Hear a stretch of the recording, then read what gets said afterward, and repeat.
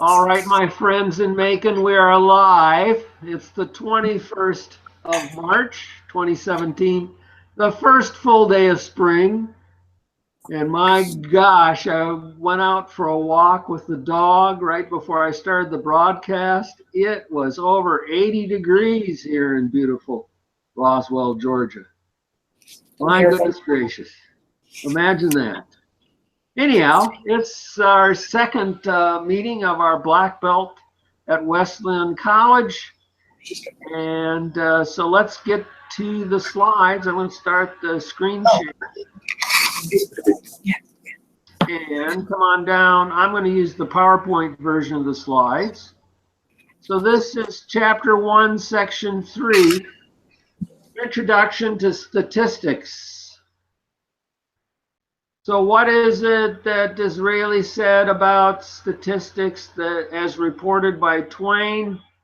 There are lies, damned lies, and then there are statistics. All right, so here are some definitions. I'll let you read this slide because I can't read it any faster than you can.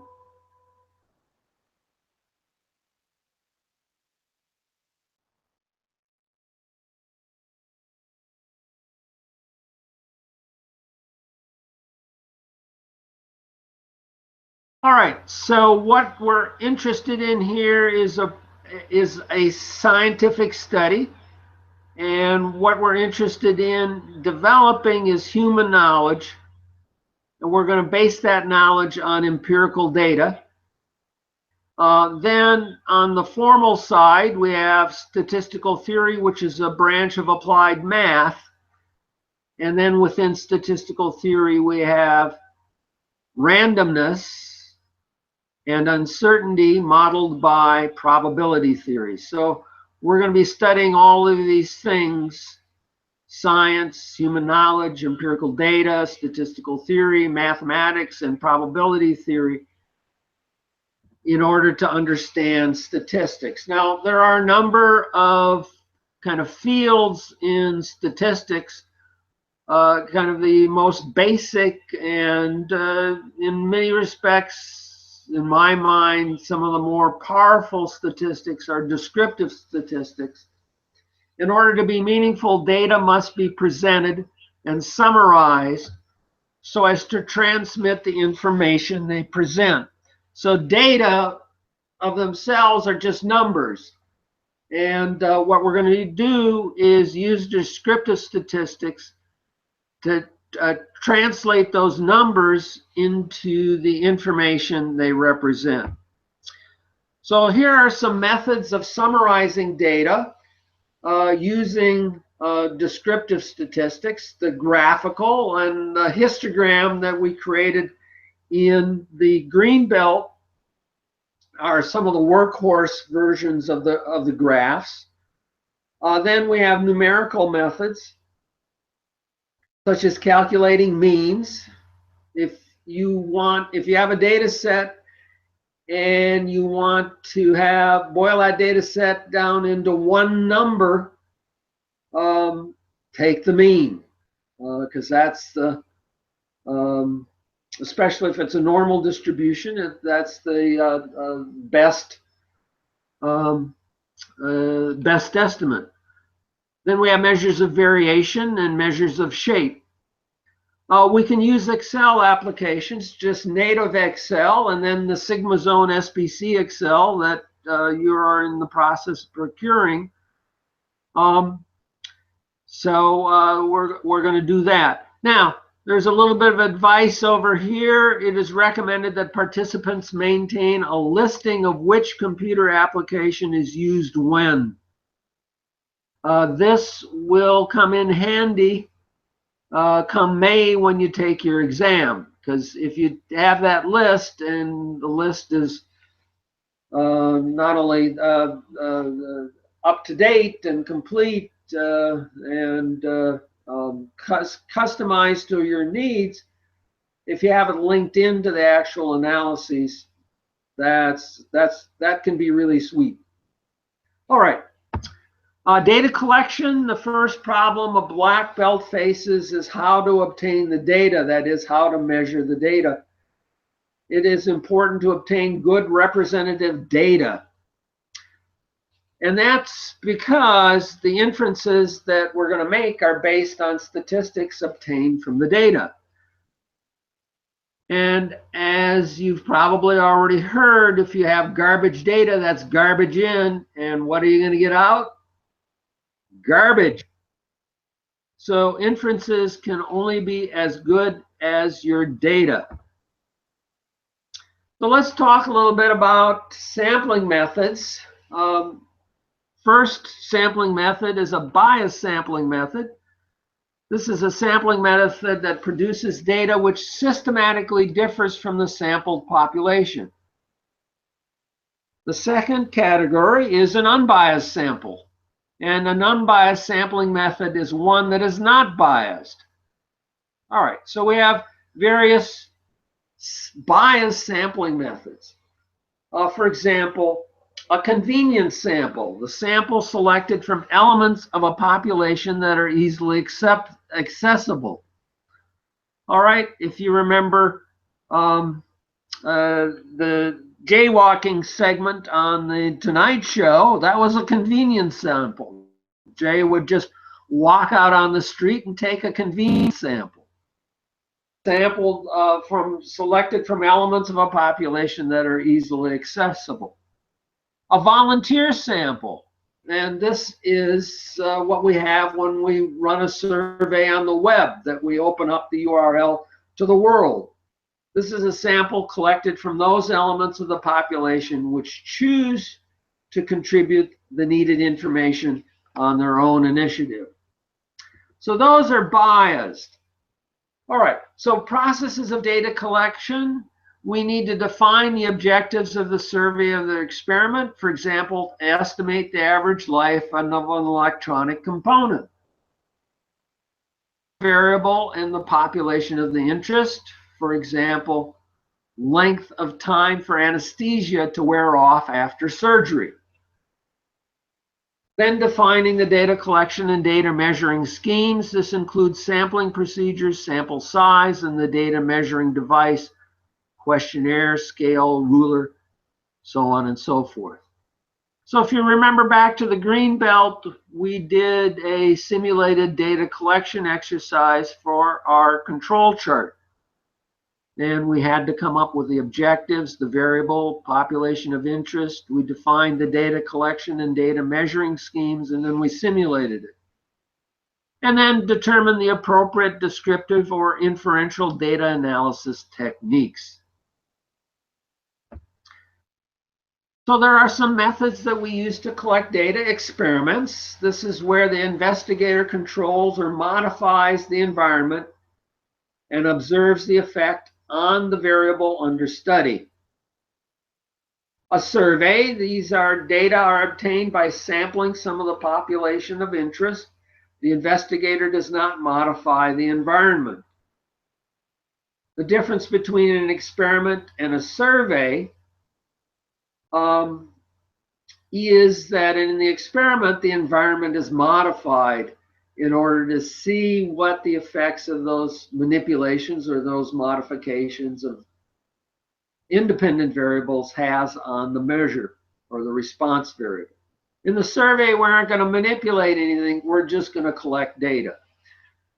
A census is a 100% survey. Again, we're not going to manipulate anything, but we're going to take a census. Every element of the population is listed. This is seldom used, difficult and time-consuming to compile, and expensive. But, as we've seen in our history in the United States, is extremely important. All right, judgment samples. These are samples that are selected on the basis of being typical. And again, what's typical? Well, that's the judgment that goes into the judgment samples. Items are selected that are representative of the population. The validity of the results from a judgment sample reflects the soundness of the collector's judgment. All right, so that's the judgment of judgment samples. Probability samples are samples in which the elements to be selected are drawn on the basis of probability. Each element in a population has a certain probability of being selected as a part of the sample. And then random samples. A sample selected in such a way that every element in the population has an equal probability of being chosen. Equivalently, all samples of size n have an equal chance of being selected. And you can show that algebraically, but I'm not going to ask you to do that. Random samples are obtained either by sampling with replacement from a finite population or by sampling without replacement from an infinite population. All right. So, a couple of notes. Inherent in the concept of randomness, the next result or occurrence is not predictable. It's going to be random. Proper procedure for selecting a random sample. Use a random number generator or table of random numbers. All right. So questions, comments, observations, protestations so far?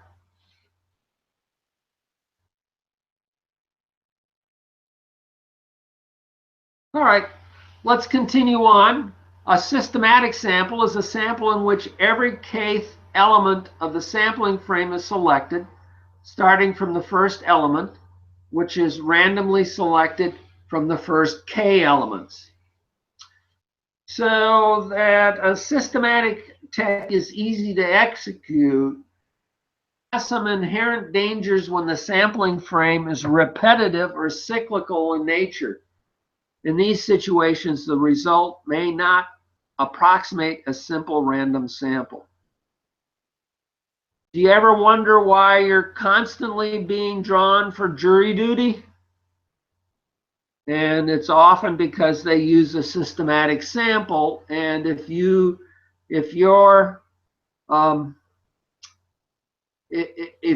record, your voter record, appears in regularly in a kind of a dead zone, all right, and you end up being this kth element, on this kth element, you get called in often for jury duty. So often they're systematic samples, and that explains why some of you may have a lot of experience being called for jury duty. A stratified random sample is a sample obtained by stratifying the sampling frame and then selecting a fixed number of items from each of the strata by means of a simple random sampling technique. Often when we're interested in shift work or the influence of shift on what we're measuring, taking a stratified random sample according to shift is a good technique, and then we can compare the two shifts or three shifts, however many shifts that we have, through comparing their samples, and get some information on the influence of shift. A proportion sample or quota sample is a sample obtained by stratifying the sampling frame and then selecting a number of items in proportion to the size of the strata or by quota from each strata by means of a simple random sampling technique. And, these are things, if you're dealing with populations that are sliced, diced, and julienned, and you want to take a look at the influence of that stratification, using a proportional sample is probably a reasonable way to go.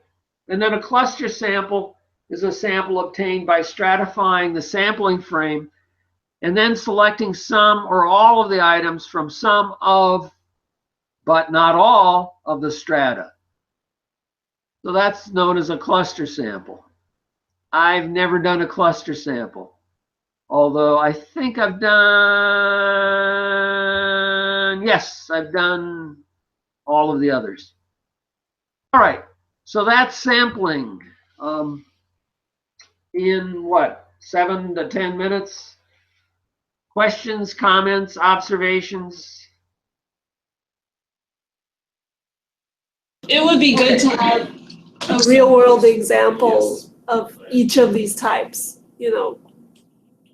But maybe not right now, but maybe on the forum or something. Great. Let me assign that as homework. Don't kill me. We'll do it, and we'll just share it. No, I mean, not everybody come up with every one, but come up with one sampling techniques and then classify. How about that? Sorry, say that again, please. Come up with a sampling technique. Find a sampling technique and then classify it according to these set of categories. In other words, don't come up with one example of each, just come up with one example and then classify it. Yeah. We come up with examples for him. So, like I said, I've never used a cluster sample, and I've only known about the system. Well, no, I have used a systematic sample.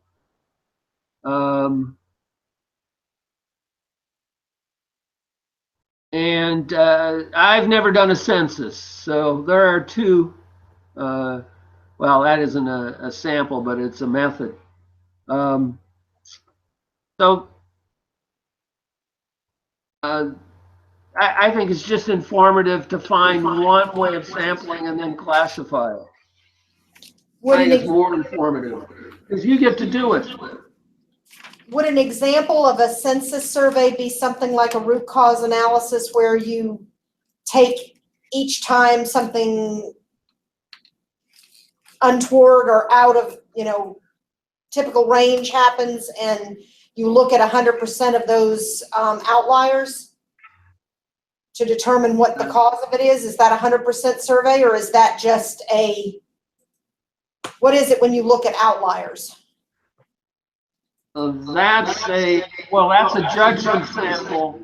That would be a judgment sample where you're just selecting the outliers on some basis as typical outliers. Okay. All right. Judgment is kind of a loaded word here.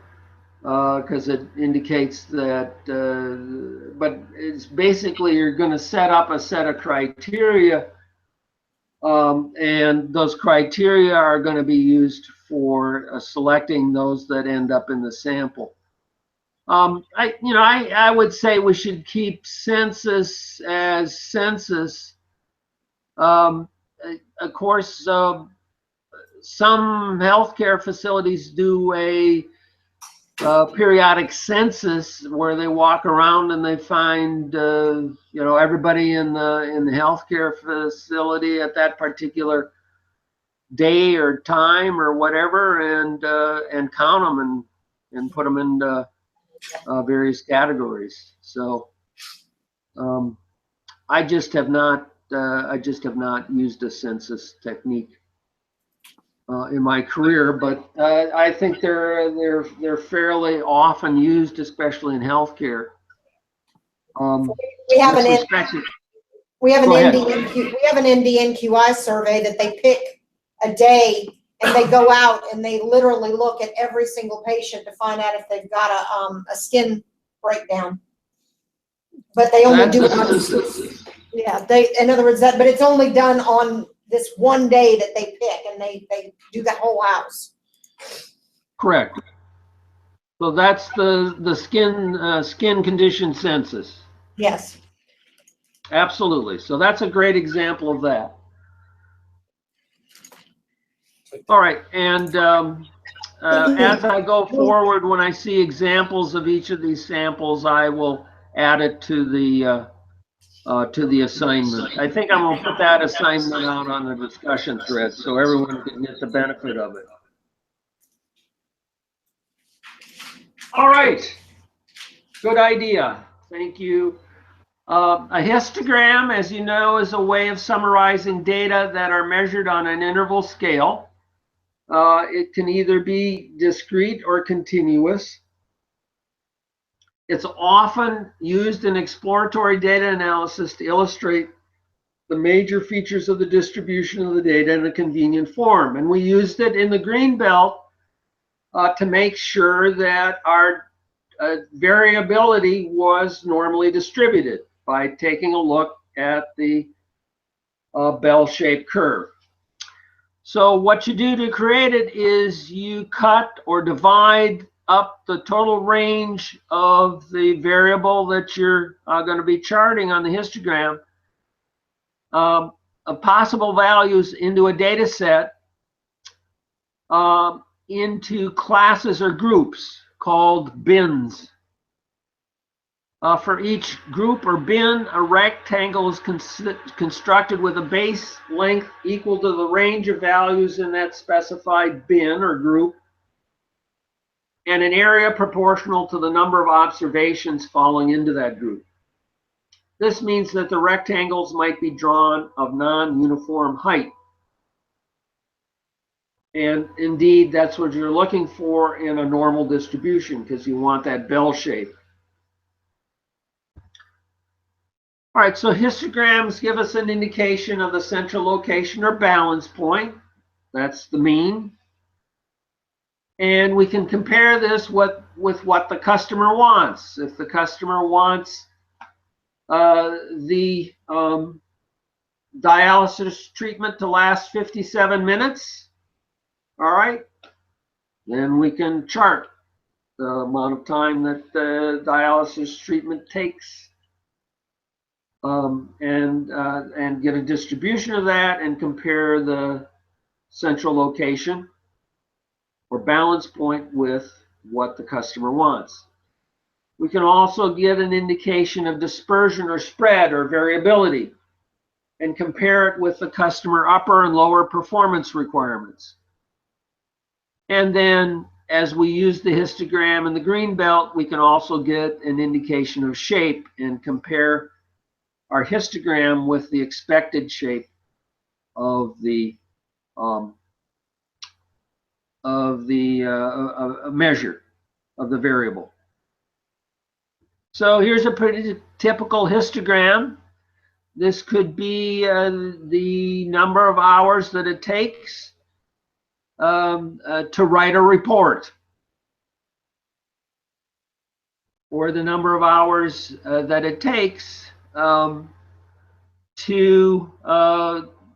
complete a class online, maybe a unit in a class online. So the minimum number of hours is 1, and we had 2 that completed it in 1. We had 5 that completed it in 2 hours, etc., etc., etc. We had 1 that took 7 hours, 1 that took 8 hours. Most people took either 4 or 5 hours. All right, so you all are familiar with histograms. All right, so there's a data set. So now let's get a little bit of practice with our Excel. Does anyone have SPC Excel?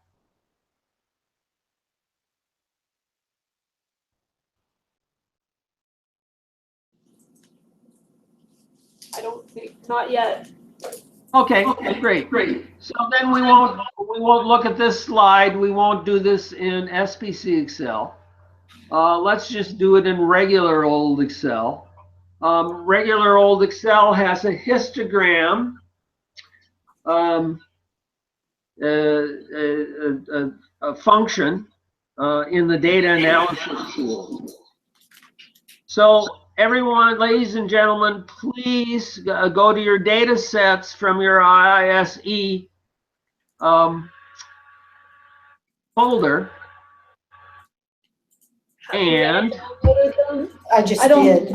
think we've all had a chance to download this 150 megabytes. Oh, okay. But Should we then pass on this until Well, I can email it to people real quick, Rich. Which data set do you want? 1.3? 1.3, 1.3.1, I believe it is. Yeah, pound 1-3-1. Okay, all Or right. whoever has it, could you email it to the whole class?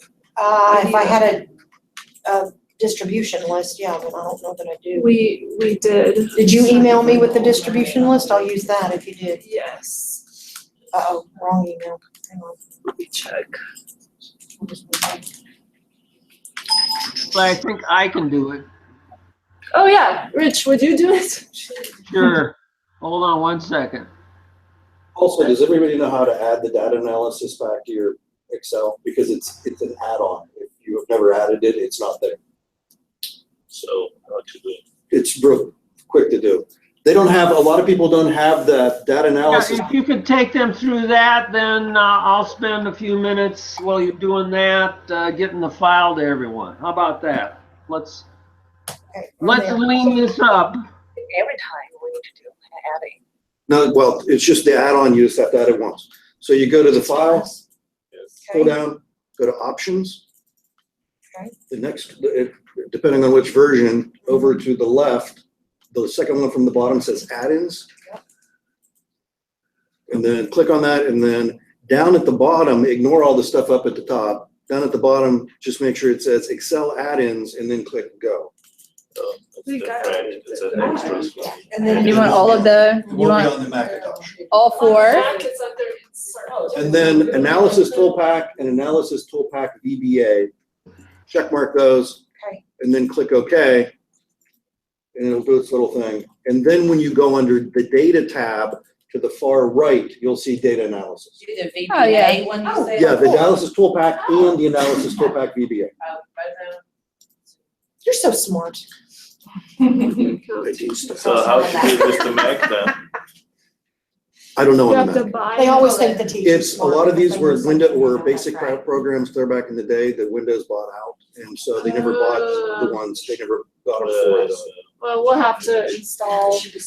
Have a Google search, it might show up. Someone else, I'm sure, has done it. But at least Microsoft has never added the toolpack into the. I see other toolpacks, but I don't see that. Saying, do a Google search, someone has added it. Someone will There'll tell be you. basic statistics now. This have a little bit more because it'll do. Oh, how cool is this? You're my hero. I think.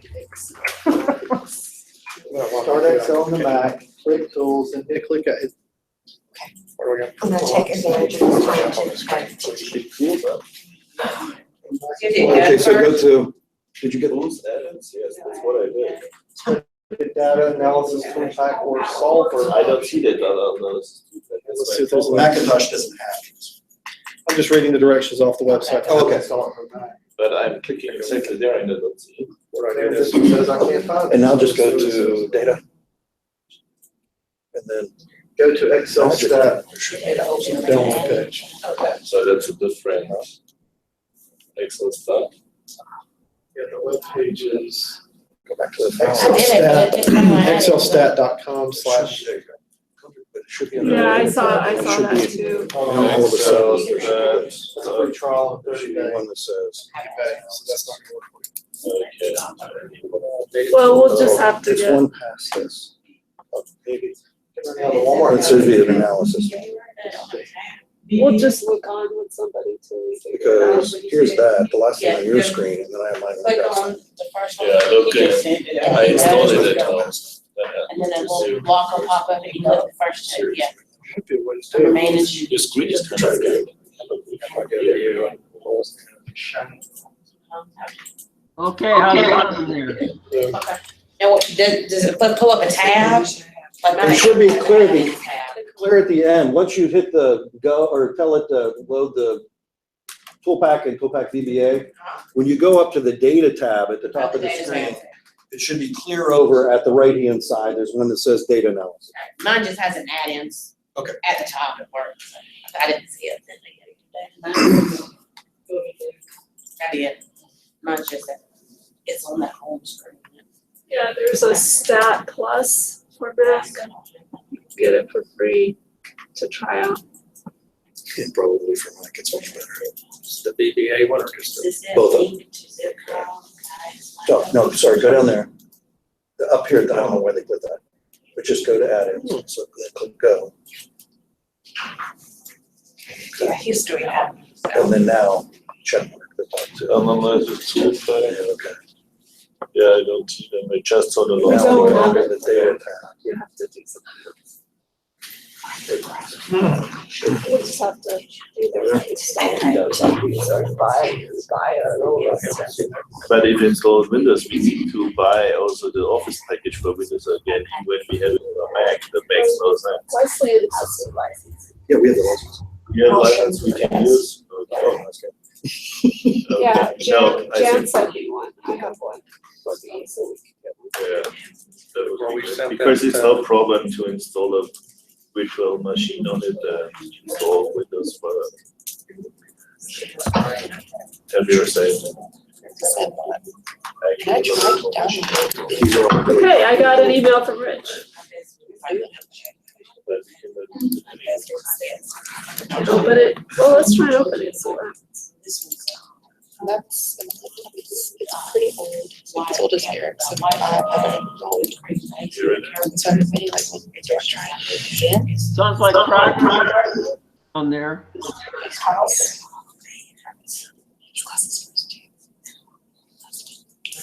But anyway, All right. we can do this Did together. everyone get the tool data analysis tool pack installed? Yep. Almost everybody. Almost everybody?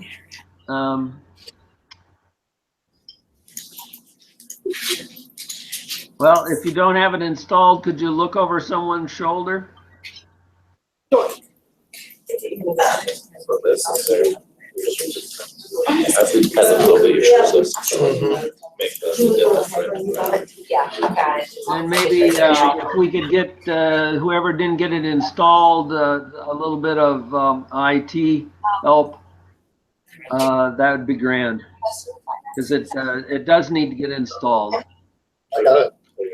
Oh, there he is. Okay. Seven bins. Okay, so if we take a look at the PowerPoint, not the PowerPoint, the Excel spreadsheet that I sent you, it has two sheets. One, I've already completed the work, and the sheet 2 just has the data. I see that. So that's what. So let's go to the sheet 2.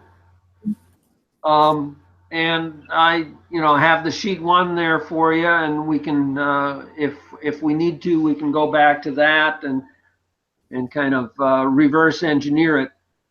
But we have this data set here, and we want to develop a histogram of it. And as we learned in the green belt, a histogram takes the range of the data, splits it up into bins, and then counts the number of observations that fall in each of those bins. All right, so our first job is to figure out how we're going to split this data set up into bins. So one of the first things we should probably do is to see what the range is of the data. So what I'm going to do is I'm going to come down here just below the data. I'm going to type in a title called max. And then I'm going to, right below that, I'm going to type in a title called min. And then I'm going to come over here to the cell next to my max title. And I'm going to type in the formula equal. And then max, left paren. And then I'm going to come over here and surround all of the data. All right, so the data set in sheet 2 runs from A4 in the upper left down to L19 in the lower right. So what this formula does, well, first of all, the equal sign tells Excel, hey, I'm typing in a formula here in this cell. And then the formula max says, okay, take a look at this range of cells from A4 down to L19 and tell me the max. Now we need to type in one more thing, which is a right parentheses. So the equal says, hey, I'm typing in a formula. MAX is the name of the formula. Left paren says, okay, I'm going to begin the argument list. A4 colon L19 says, okay, the range of cells runs from A4 up in the upper left down to L19 in the lower right. And then the right parentheses closes it all off. And then you can press enter and voila. Ooh. The max is 32. Although we could have probably gone through here visually and found that the max is 32 in less time. But hey, this is the first formula that we're typing in together, right? So we'll take our time. Now, the name of the formula for finding the minimum is min. So what do you think we're going to do here? What are we going to do? Type in to tell Excel, hey, we want to enter a formula. Well, that's the equal sign. And then the name of the formula is min. So we type in MIN. Then we're going to type in a left parentheses. And then we're going to go ahead and surround our data, or we could just type in what we found is the range of the data before. Just type in A4 colon L19. A4 says, okay, the range starts there. The colon says it goes down to L19. All right, parentheses, enter, voila. So the range of the data, the minimum is 18, the maximum is 32. So the total range is 32 minus 18, or 14, right? Did I get that right? Yeah, 14. So the total range is 14. All right. So there are various ways to create a histogram in this particular situation, but all of them in Excel, native Excel, start with coming up with what we call our bins array. So I'm going to start our bins array up here in P4. And I'm going to put our minimum score in there. I'm just going to enter it. Our minimum score is 18. There's an alternative way to do this, and that's with a cell reference. So I'm going to do that now. So 2 ways to do this. Just type it in. You can read it. All right, down here, the minimum is 18. Just type it in. Another way to do it is, oh, I already know the minimum. It's down here in this cell. So I'm going to type in an equal sign and then just click on that cell and press enter. So when you take a look at what's actually in that cell is a reference, what's called a reference to cell N21. All right, so whatever appears in N21 will appear as the minimum of our bins array. All right, so then how big should our bins be? 1? Yeah, let's make our bins 1. So the next bin is going to be for what number? 13. 19. So we could just type that in, but I'm lazy. So I'm going to type in an Excel formula. So we all know now that to begin a formula, you just type the equal sign into the cell. And I'm going to say, I want each subsequent cell to be 1 more than the cell above it. So I'm going to make a reference to the cell above it, which is right there. So that's cell P4. And then I'm going to say, what I want to do is I want to add 1 to P5 to make the bin in P5. So 18, which is in P4, plus 1 is 19. That's in P5 now. Now, what I want to do is just copy this formula all the way down to come up with my bins array. I'm going to make my bins array go from 18, which is my minimum, up to my maximum of 32. So I'm just going to go ahead, and one way to do it, you see this little crosshair and this little very small widget down there at the bottom. So I'm going to grab that with the crosshair and pull it down a ways. Oh, I got too many. Well, that's okay. All I need to do is delete those. Okay, so now this is what's called my bins array. It starts at 18, and then by increments of 1 goes down to 32. So any questions, comments, observations so far? Nope. We're good. We're good? Good. All right. So now there's, if you're going to have a bin size of 1 and all of your data are on integral boundaries, they're all integers, there's 2 ways to create the histogram. We're going to use the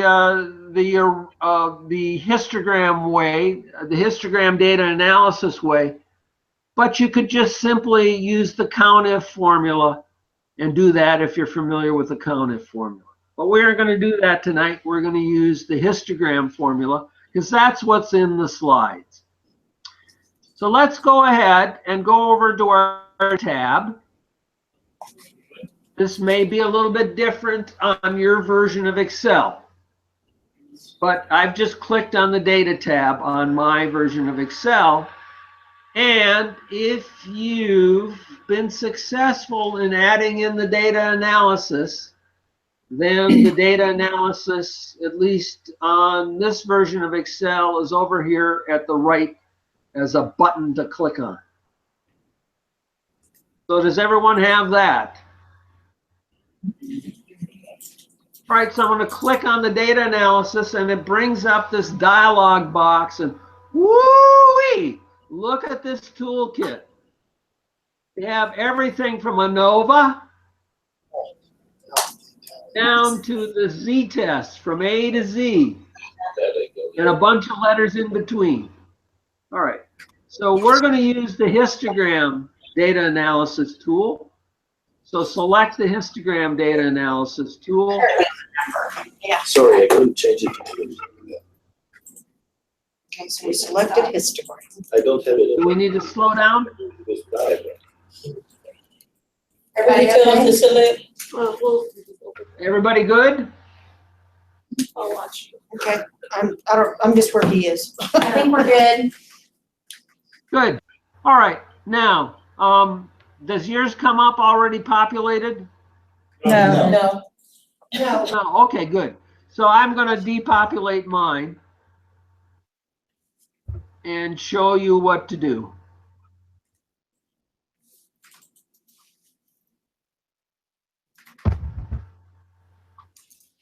All right, so now mine should look a lot like yours, right?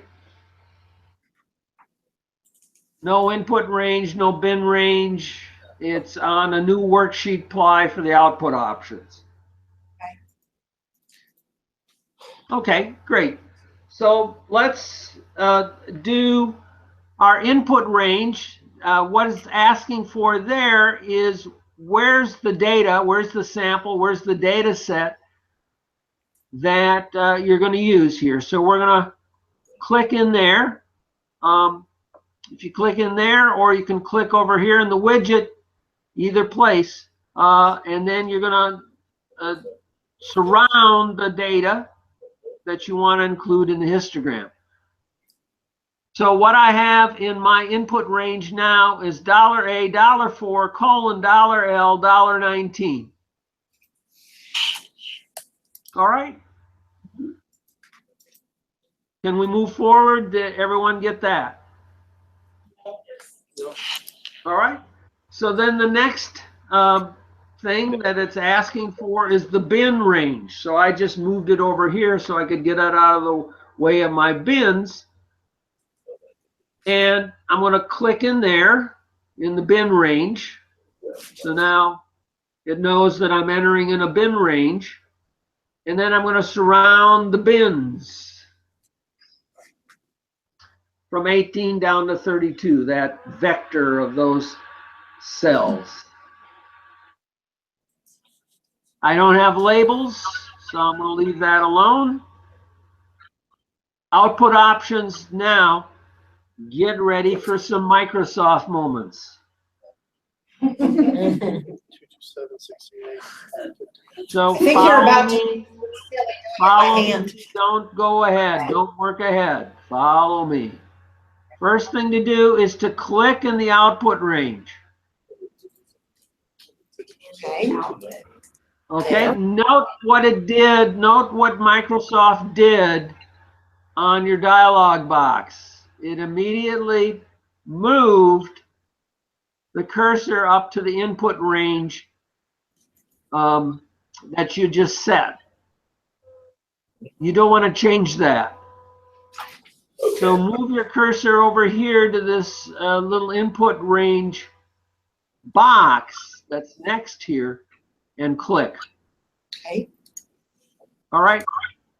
If you don't do that, it will think that the cell you're going to click on next is for your input range. And unfortunate things might happen. All right. So now we have the output range radio button selected. We have our cursor here in there in the output range cell that it's looking for. I'm going to put my output here to begin in cell R4. Okay. All right. Everyone there? Yep. And then we click OK. So there you go. It gives you a spreadsheet area that has the bin in the left column and the frequency of counts in that bin in the right column there. And then any more that are left outside of the range of the bin are counted down here. All right. But this isn't a histogram, but it's the data that we can use to make a histogram. So, and you probably remember this from the green belt. If you don't, it's pretty simple. What you're going to do is you're going to surround these frequency counts, and then you're going to go up here to the Insert tab. All right, so surround the frequency counts. You probably shouldn't surround the frequency label, but if you do, I think it'll be okay. But if you get a weird result, take a look and make sure you haven't surrounded the frequency label. And you're going to go over here to the Insert tab and choose the column. Column. And I would choose a 2D column, the leftmost 2D column. And once you click on that, voila, that's all your data. Now, we don't have the bins labeled right. If we wanted to label the bins right, we go over here to this select data. Sometimes it's on the right. Mine on this version of Excel is over here near the middle, but to the left. And click on that, and over here in the dialog box, we have horizontal category axis labels. We can click on this button to edit those and select an axis label range. So, Where this happened. Slow down. Hold on. Down Insert. or back up? Back up. Where's- Back up, okay. I can back up. Here it is, I got it. It said column 2D. All right. So does everyone see the select data? No. No? All right. How did, because, So, how do you change the labels One again? through 15. That's what it's trying to Okay, you go to the select data on Okay, where is- the on the design tab for the histogram. Yes, okay, I got you. I just couldn't find it. All right, select data. Oh, All sorry, right, it it's under, brings up this this dialog box. Over here on the right-hand side, you have your horizontal axis labels. You're going to click on the edit button. Right click. You click on the graph, and then there's select data. right. That's what I was But looking for. what he's That's what trying I to do was- is make these the numbers that are. It's ours already. I'm pretty sure. how about, may I suggest a homework assignment again? Like, could you make a video of your doing this? I get videos like this from IT all the time, you know? He's doing it right now. Oh, so we just watch this part of the Yeah. video, and then we try to replicate it with another data set. Right. That would be a nice way to apply the knowledge. So we try again Do it on our again. own by watching the video, because we're all at different paces. And our have different software is not all on one level. Okay. Can I go ahead and change the axis label range? Yeah, you want him to go forward now? No, we need to go back to select data. I heard a no. Go back to select data. Yours? Okay. Right. Okay, so- So you go to select data, Uh-huh. click on that. Okay. And then the Okay, edit. do you see this dialog box? Which one? Yeah. Okay. Yeah. It's called Yes. Okay, everyone sees this dialog box right here. Yes. Yes. Okay, so now you're going to change your horizontal category axis labels. So you're going to click on the edit button that's right below that. Because you can do it that way. Now, or that this way. is if you have 1 through There's 15 several like he ways to has get at the to it. bottom. Ours put in the right number. You can So also- notice his goes 1 through 15 at the bottom. And for some reason, all of ours came up with 18 through 32, that it figured it out correctly. We just have Okay. access at bin range. Right, Do wanted to change it. so just tell it the range, and I went, Okay, so if yours all turned out okay without doing this, then you don't have to do this. Change it all. All right. Sorry, Ben. So there you go. You got your histogram and Data's fine. this is good. Very good. So we're gonna go here. Says don't change this number. All right. That's very interesting.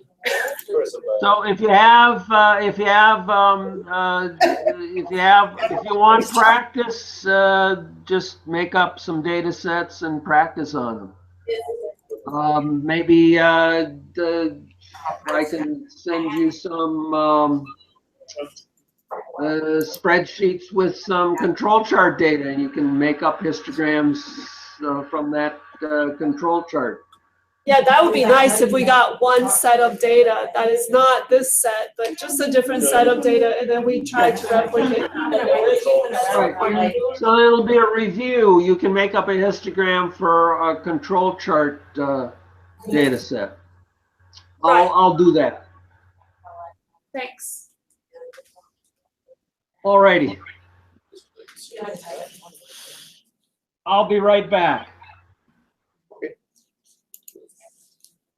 Headache yet? You went a long way. That sounds like a fun. That's what you were talking about. I was like, you could just hit the option again. Like this, how I rock. I don't need. Captured something, not a number, or your cell is not big Start enough. taking notes, otherwise I'll forget it. All right. So we need to find which part of the video this is on. All right. Let's help people start watching it. Let's go on back to our Yeah, right. slide.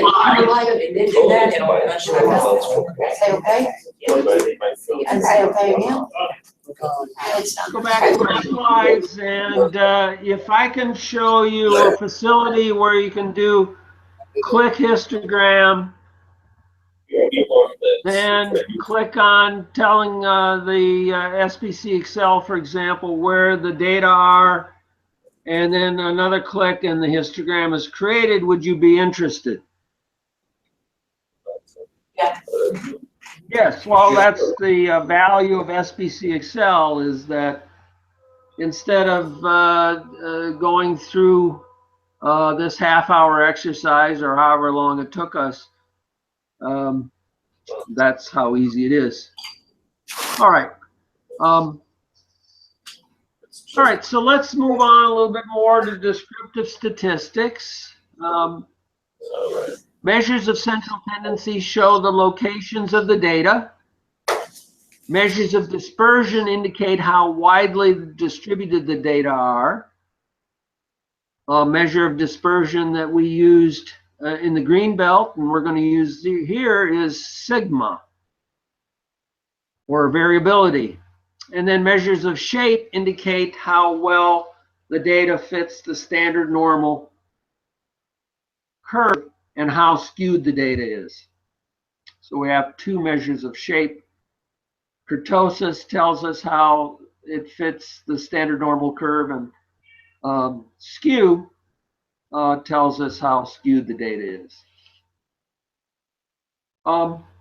So Greek Greek letters are used for population statistics. English letters are used for sample statistics. Okay. That's funny. Yeah, that's funny. A little bit of stats humor. All right. The arithmetic mean, as we learned in the green belt, is the sum of all the scores divided by the number of scores. And the population mean, when it's a population, uses the symbol mu. When it's a sample, it uses the symbol X bar, although the formula doesn't change between a population and a sample for the average or the mean. The median is another measure of central tendency. It's the middle value of a sample with odd number of values and the average of the two middle values in a sample with an even number of values. Because the mean average can be sensitive to extreme values, the median is sometimes useful and more accurate. The mode is the most frequently occurring measurement in the sample. So we have the mean, median, and mode as measures of central tendency. So any questions?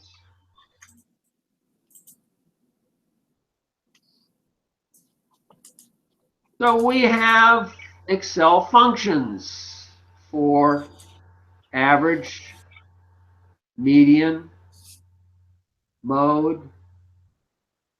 So let's go back to our data set and practice with those. How about that? Should we do that?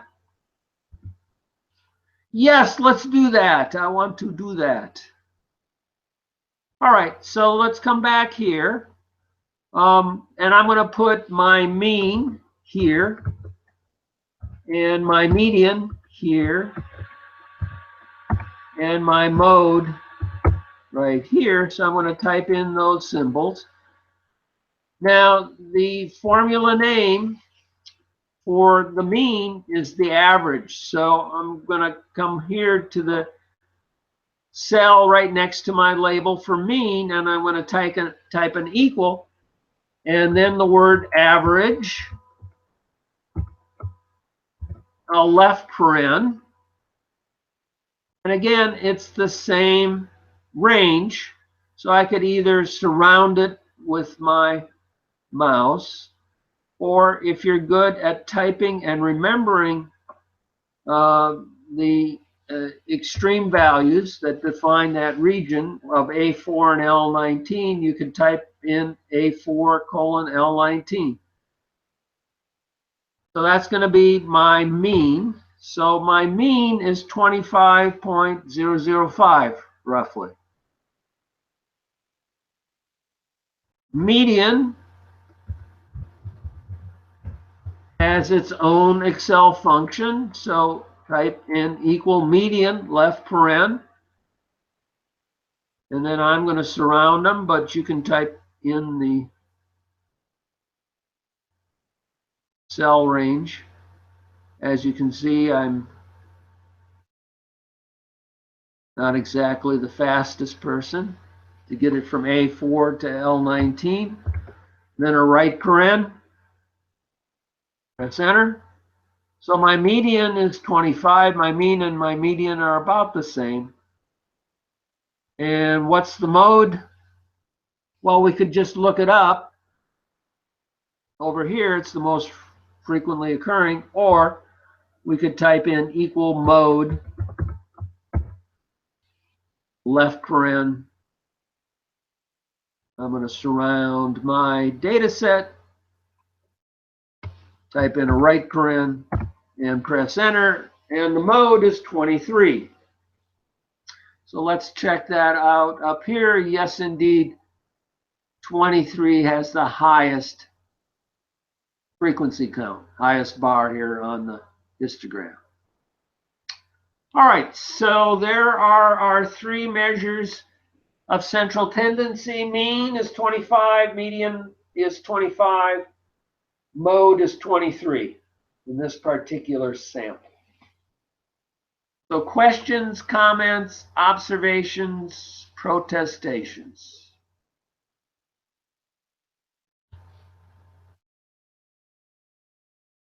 We good? Give me a thumbs up. Oh, very good. I saw the thumbs up. All right. So let's go back to our slides. Start my screen share.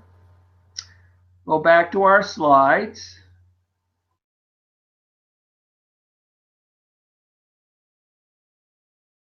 Now we have measures of dispersion. The range is the average between the largest and the smallest value within a sample. The symbol for the range is R.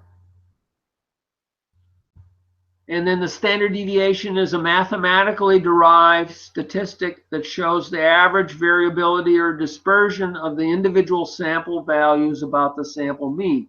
Now, a population standard deviation uses the symbol sigma. It will be slightly smaller than the sample standard deviation, which uses the symbol of S. And then the variance is the squared of the standard deviation. All right, so let's go back to our data set and add these measures of dispersion. Now, unlike the mean, median, and mode, we do not have direct formulas for all of them. So the range, I'm going to type in range, and then it's generally symbolized as R. Whoa, look at that. Look at that automatic correct.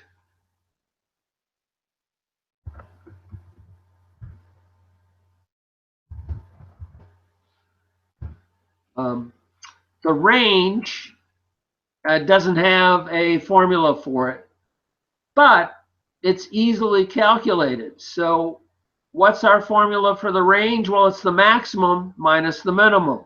So we already have the max and the min up here, so we can just type in our equal sign indicating we're going to enter a formula.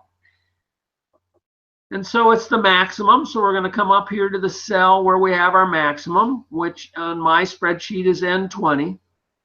We're going to type in a dash, which is the minus sign, right? And then we're going to type in a cell reference to the min, which is in N21. So the formula for the range here is equal N20 minus N21 on my spreadsheet. And sure enough, the range is 14. All right. Now, let's calculate our S and then our sigma. Now, depending on the version of Excel, your formula for sigma, the formula name for sigma will be different than the formula for S, if you do indeed have those. So they all begin with STDEV. Now, in my version of Excel, if we do .P, it will calculate the standard deviation based on the entire population. If we do .S, it will calculate it based on the based on it as a sample. In other words, reduce the degrees of freedom by 1. So this is S, which is the standard deviation considered as a sample. So I want to say STDEV dot S. Then we're going to type in a left paren, surround our data, and then type in a right paren. So for our S, which is our sample standard deviation, the formula that I enter is equal STDEV dot S, left paren, A4 to A4 colon L19 right paren. So the S, the sample standard deviation, is 3.2. To get the sigma, it's similar, type equal STDEV dot P this time, because we're going to consider it as a population. And then it, of course, is the same set of cells, a right paren, and then enter. And voila, look at the sigma, which is the population standard deviation, is slightly smaller than the sample standard deviation. And the reason is we can calculate the sigma directly, given that we have a population, because we have all of the scores. The standard deviation, considering it as a sample, is reduced. It's corrected for the degrees of freedom that we burned estimating the mean. All right. So we have S, we have sigma, we have range. Let's take it. Let's get the variability, the variance. Well, let's call it S squared.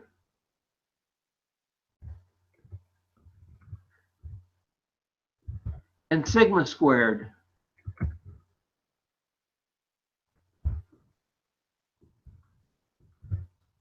All right, and that will distinguish between whether it's a sample or a population. And there are two ways to do this. One, we could use the Excel formula. The other, we could just square our values of S and sigma. I'm gonna be lazy and I'm just gonna square our values of S and sigma. So S squared is gonna be, type in the equal sign for the formula, come up here and click on that cell, which brings that in as an argument. And then to exponentiate, we're going to use the caret, which is the Shift 6 key. So if you take a look at your keyboard, notice on the 6 key, if you press Shift, it gives you what's called a caret. And what this does is it says, okay, raise this to the power that you're going to type in. So we're going to square this. So this is the formula. The total formula is equal n26 caret 2, which squares our value of s. So our variability, considering this as a sample, is 10.38. And then we can do a similar thing to square our sigma to get our variability, considering this as a population, equal, click on the cell for our sigma, Shift 6 to get the caret, that is, raise it to the second power, that is, to square it. So, and notice the sigma squared, the variability is slightly smaller for the population than it is for the sample. All right. Questions, comments, observations, protestations? I do.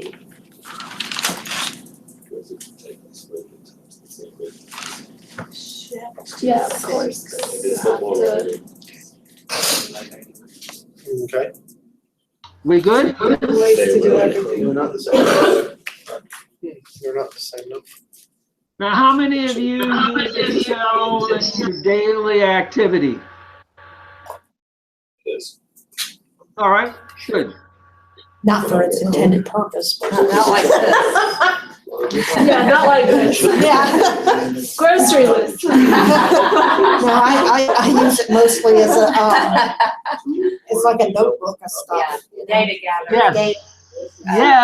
Yes. Well, you will then probably find other uses and also use it for a notebook in this class too. I predict. All right. Okay, I'm going to run until 7 and then we'll take a break, okay? Okay. All right, so let's go back to our slides. Oh, there's that silly slide again. Which silly slide? The one with all the stuff. You don't want to calculate it this way. slide. Oh, okay, yeah, you want to use Excel. So we've just used Excel and the std dev s gave us the upper formula. Notice we divide by n minus 1, which gives us a slightly larger value. And then the dot p, the std dev.p formula in Excel gives us the lower one. Notice we divide by n, which gives us a slightly smaller value from our s. All right. Coefficient of variation or relative standard deviation is the sample standard deviation expressed as a percentage of the mean. So you're going to take the standard deviation from the sample, divide it by the mean of the sample, and then multiply it by 100. The coefficient of variation is not affected by multiplicative changes in scale. Consequently, a useful way of comparing the dispersion of variables measured on different scales. So again, the next slides take us through how you do it in Excel. The coefficient of variation is useful because the standard deviation of data must always be understood in the context of the mean of the data. In contrast, the actual value of the coefficient of variation is independent of the unit in which the measurement has been taken. So it is a dimensionless number. For comparison between data sets with different units or widely different means, one should use the coefficient of variation instead of the standard deviation. and it is calculated by dividing the standard deviation by the mean. That makes sense. Okay, Real world Good. example? so should we calculate the multivariate in our data set? That's how we learn it. How do we learn? Why not? More homework? Right, We're not gonna that's- do that that's question it, that's- So anymore. the CV, right? CV is equal to What is talking with CV? Coefficient of variation. coefficient of variation. Thank you. I'm going to type over here. Oops. I hope Coefficient of variation.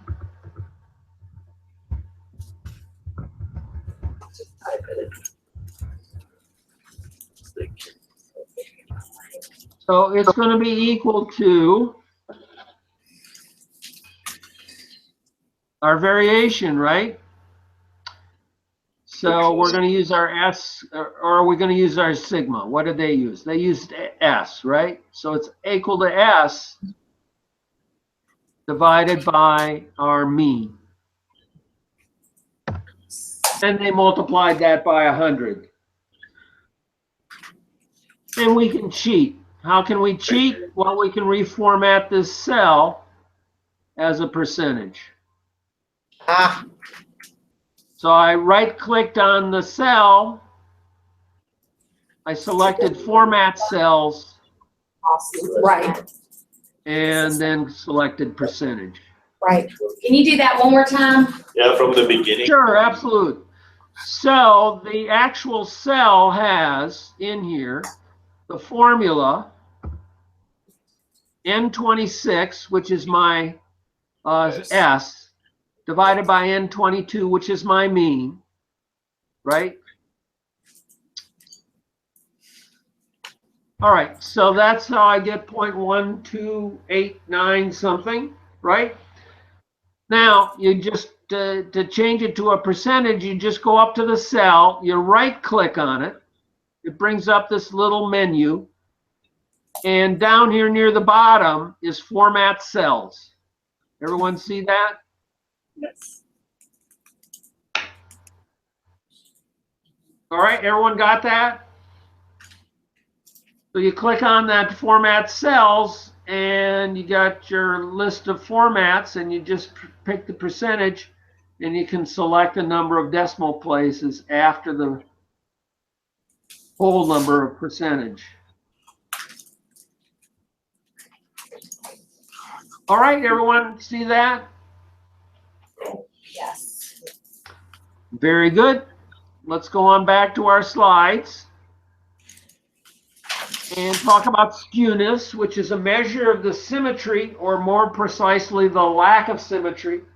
A distribution or data set is symmetric if it looks the same to the left and the right of the center point.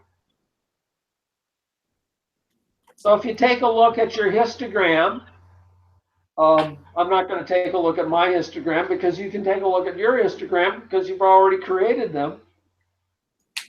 Does that look skewed one way or the other? A little bit, yeah, it's left. A little bit? Okay, so we'll test out your eyeballs because I believe the Excel formula has a formula operator for skewness. And then kurtosis is a measure of whether the data are peaked or flat relative to our normal distribution. That is, data sets with high kurtosis tend to have a distinct peak near the mean, decline rather rapidly, and have heavy tails. Data sets with low kurtosis tend to have a flat top near the mean rather than a sharp peak. And then a uniform distribution would be the extreme case of a low kurtosis distribution. So skewness follows this formula, but I believe there's an Excel function for it. And then kurtosis follows that formula, but again, I believe we have a Excel formula for it. So I bet you're interested in using those formulas. So let's go back to our spreadsheet, and we're going to type in our label skewness. And over here, we're going to enter the formula equal SKEW. Thank goodness for the tooltip prompt. So it's equal SKEW, left paren, and then we're going to surround the whole data set. It's going to calculate the skewness using that formula that we saw on the slides. And then, of course, a right paren and an enter. So our skewness, which way did you say it was skewed? Left?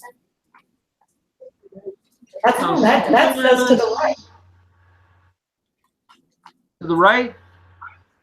I think this indicates it's skewed a little bit to the right. I think above 0 is to the right. This is eminently checkable. Checkable, checkable, checkable. Skewness. And kurtosis. I'm going to go for the mother load here. Skewness is a measure of symmetry, or more precisely, lack of symmetry. A distribution or data set is symmetric if it looks to the same on the left and right. Da da da da da. All right, so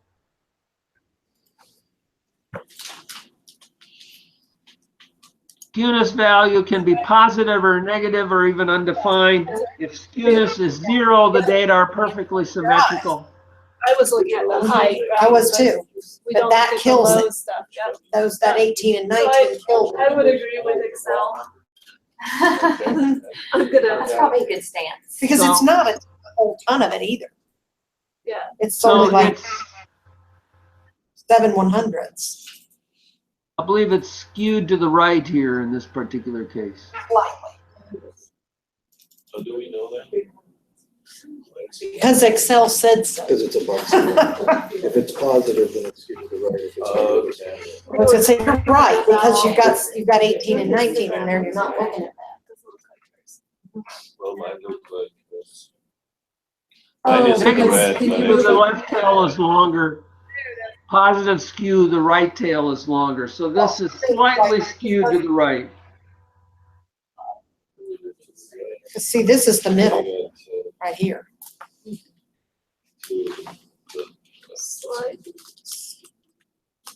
So this is slightly skewed to the right, but it is only in the hundredths, right? You get about 7/100ths.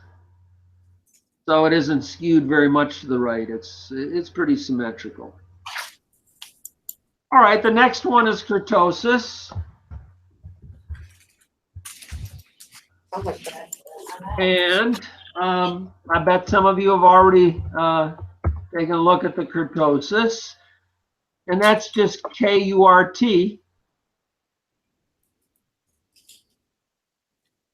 And then we're going to surround our data. Enter a right parentheses. And this is slightly negative. So it is, now what Excel does is it subtracts 3 from the kurtosis, because the ideal normal distribution has a kurtosis of 3. So this is slightly flatter than a normal distribution.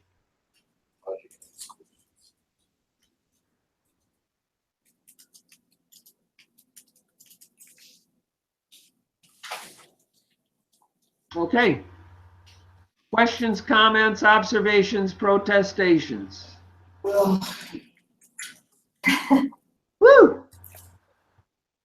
Wow. Wow. Don't you just love Excel? The magnitude is 0.98. Kurtosis. It would have been, I might not have used it. oh, yeah, it's gleich equal. Okay, and the next slide that we have here in the 2 or 3 minutes that we have remaining before break shows some examples of symmetric and skewed distributions. There's even a multimodal and a uniform. Now, we've been kind of working away to get these analyses done kind of one at a time in Excel, and that's kind of what you do in Excel. What the SPC Excel does is it puts it together in a summary statistics. Richard, I have a question. Yes. So when do we decide to use the histogram as normal and when not, when as skewed? Because then we have to take the medium instead of the mean, or for the calculations. So what's the criteria? Right, and again, there are some rules of thumb for this.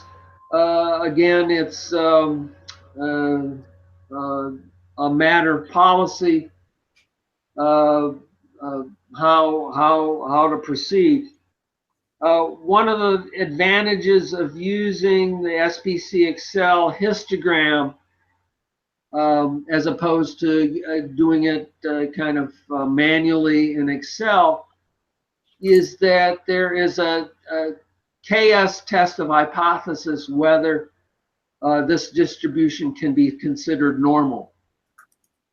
And when you do get the SPC Excel downloaded, then you will run the histogram analysis on this, and you will see whether this particular data set that we've been exploring tonight is normal or not.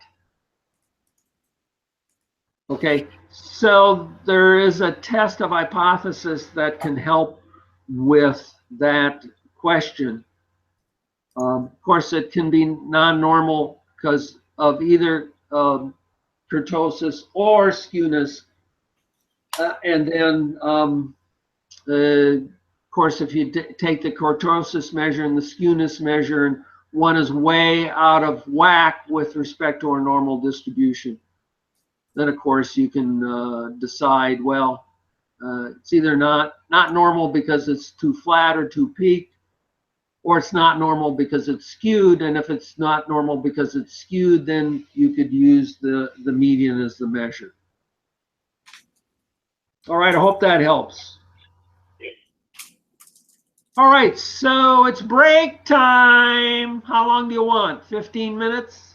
At least. 15 would be good. I'll see you back here at 7:20. For snacks. That gives you 19 minutes. See how nice I am? 19 minutes tonight. My battery's gonna run out, so I don't You got a pretty much, I'm not prepared yet. I'll just follow along with you if it runs out. All right. Just make sure you Let me save your see if I stuff. can,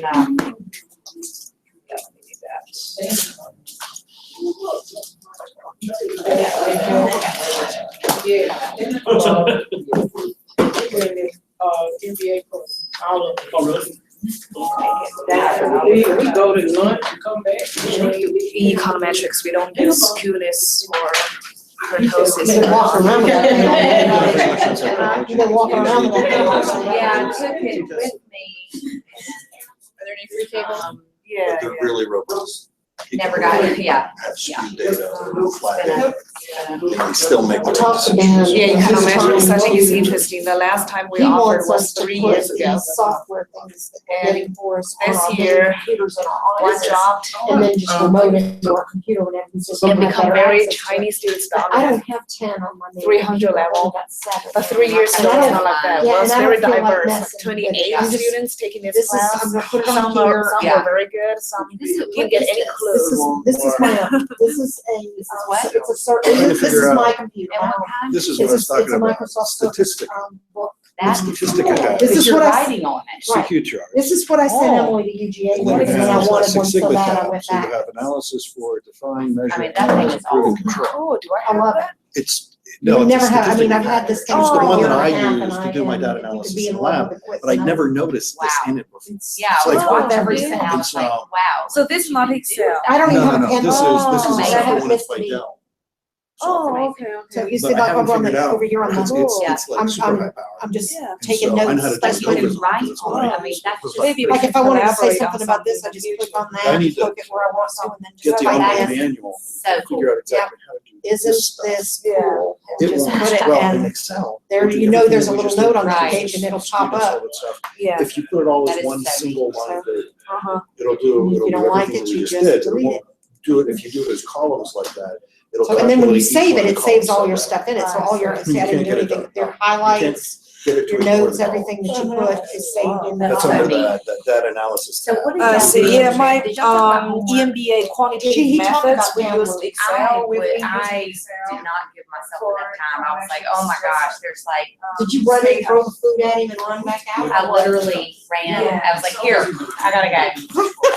Poor thing. Yes, don't say poor baby. He is a big mess. Well, all I know is I know what you're going through. It is I just can't, horrible. I have all the sympathy in the world for you because I have been there, done that, bought the t-shirt. But then you know what I can tell you too?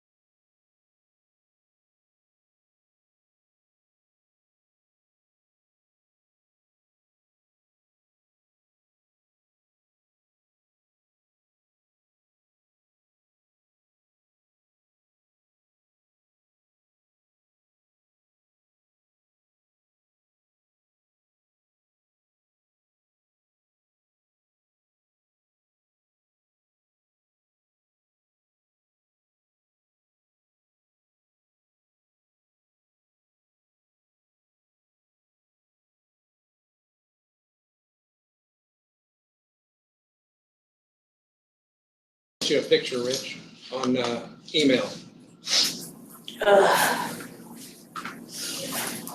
Maybe he's seeing the light of it.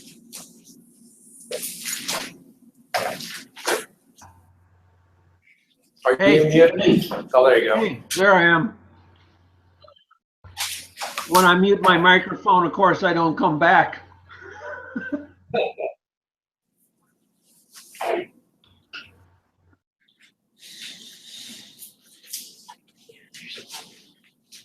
I forgot to do that. First night. Glad you're keeping score. Look back at you, and if you're I'm the number charge. If I'm rolling my eyes going. if you get excited, that means, hey, Get my email.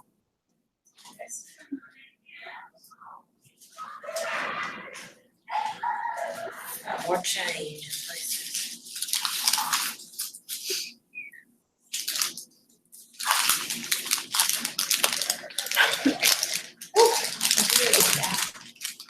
I'll tell you, last Tuesday night was cold. We were doing that drill and it was raining and it was moist in Monroe County and it was windy and so I could be sitting in the closet right now. It was cold in here too, don't worry. Did you go on the boat today? I'd have been home since 7 o'clock. So yeah, I didn't. It's a big deal. So I'm gonna get him. I don't live in Monroe County. I wanted him to do it, I wouldn't do what I wanted to do. I finally just said, the heck with it, and I got what I wanted, and I haven't had a need. Is Darren working with them? I don't know. I thought somebody up there is, somebody from Navison is helping them. Yeah. So it wouldn't surprise me if things go one direction or the other if we don't just help them out. What, Monroe County? I think that's ornamental. It's probably locked out. You can try it. I'll tell you, Darren has got to be one of the most innovative nurses, I mean, in leadership. He said, let's try it. Yeah, he's critical care nurse. Critical care nurse turned manager, ultimately director of a rehab hospital. Joker's been from one extreme to the other. When I first met him, he had just became the director. He and I went to Panera Bread for coffee. We were having a How long's yours? coffee. Oh, she's not plugged in. I can move around. Wait, let me see, I might be able to plug it over there, but. I was gonna say how much, I don't know if I'll reach or not. If you guys need to unplug my plug, go right ahead. Are you sure? Can you plug in down there, Jim? Is there I another? can't get any closer to it. It's not, Well, I'm gonna try yours first. Okay, I've got half a battery, so unplug the top one. I might last for a while too. understand, but people previous. All right, hang on. I can scoot to Jill and. Here in the States. I might last for a while. So I did. Yeah, It might be a maybe. little. It's okay. If I'm, like I said, even I might last for a while, so. We'll just have to get There coached. you go. You were very That's helpful. all in. You're not gonna have one. Well, you said you might have to look on with me anyway. Yeah, but my battery is. He's a first year, so he's still a low part of the totem pole. I said, before you get that copy machine, go back to your office. I mean, Next week I will throw a, I'm sure it's no problem. That's what you were doing in Utah last week. I was actually in caught that nice 4-pounder. Wow, look at that. is that a bass? Toes would, yeah, my toes were frozen, my hands were freezing. It was really cold. I love that. Is that ice fishing or is it? About ice fishing, yeah. Just to open the eyes. Yeah. Okay. All right, well, welcome back. Hope break was good for you. Sure. It was. Definitely. Here's how it was for me. Oh, Captain Wafers. Yeah, Such a- Captain Wafers. I found some grilled cheese. It's different. All right. One thing that I could do, I was looking for some data sets for you to create histograms.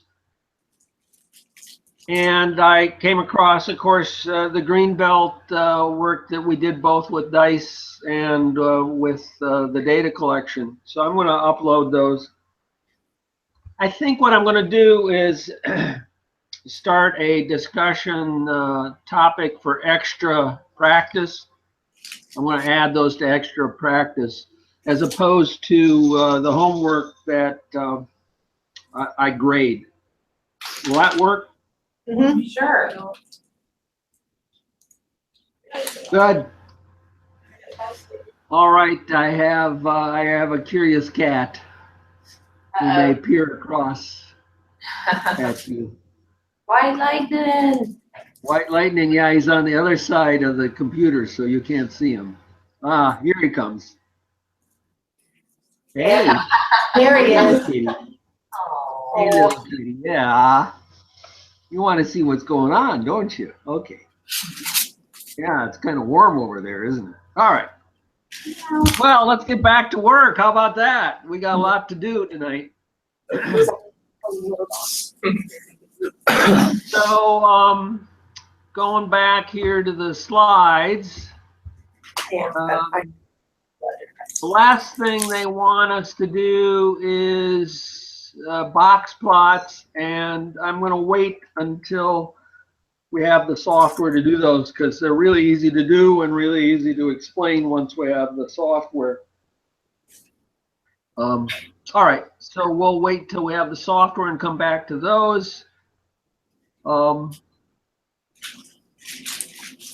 let's move on to probability and probability distributions.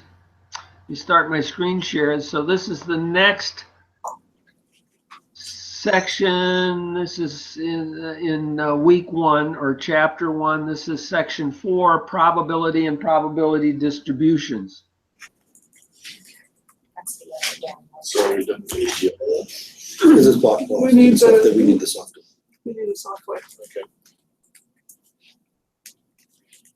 So for the box plots, we're skipping over the box plots on the last part of the section 3 slides, basically because it's best to have the software in front of us because it really helps you understand when you create a box plot, to understand what's being shown in a box plot. All right, probability. This is the next section of chapter 1. This is the relative frequency of occurrence of an event is known as its probability. And we can calculate it if we have a count of the favorable events to the total number of possible events. For example, in healthcare, we have an effective outcome, right? What we wanted. You know, the appendectomy went well, the patient recovered and went home and didn't come back for the same thing within 30 days. All right, no hospital acquired conditions. So that would be a favorable event, and then all the appendectomies that we did in the hospital would be in the denominator. So that's the ratio of the number of favorable events to the total number of possible events. Often a favorable event isn't really a favorable event. For example, CMS will count the number of readmissions within 30 days as a favorable event, and then the total number of discharges for that period. So favorable event is a statistician's term for, actually it's the counted event or the target event. All right, so that's probability. So here's an example. An inspector checks a sample of 1,000 parts for conformance to standard. 40 do not meet the standard. What's the probability of a defect? Well, it's that 1,000 parts that were checked divided by the 40 that were defective, or 4%, 0.04. All right, the probability multiplied by 100 this is a formula to learn. So learn it if you don't know it already, but learn it. Percentage is equal to probability multiplied by 100. So this is 4% defective. 4% of the 1,000, that is 40, don't conform to the standard. All right, so that's kind of a basic look at probability. We have some more definitions that we need to pay attention to. Two events are mutually exclusive if they have no outcomes in common, or if one occurs, the other cannot. For example, when we're flipping a coin, the heads and the tails are mutually exclusive. We can't get both a head and a tail happening at the same time. Well, yesterday you could have stood an egg on its end, I believe. So maybe you could have a coin stand on its edge easily. Anyhow, I'd flip it and have it land on its edge and stay there. All right. When we think of die, for example, a die, for example, all of those 6 faces coming up on a single die are all mutually exclusive. So 2 events are non-mutually exclusive when they share a common area of occurrence or can both happen at the same time. For example, if we, at the same time, we toss a coin and we roll a die, we could get a head and a 1. So those are non-mutually exclusive events. And it's pretty simple to see because we got 2 objects. And we're taking a look at what happens there. Or in the case of that coin, it could be both a quarter and a head. Or it could be a penny and a head. So those, the type of coin and the outcome are non-mutually exclusive events. All right. So the addition rule for mutually exclusive events is that the probability of an A or a B is the probability of an A plus a probability of a B.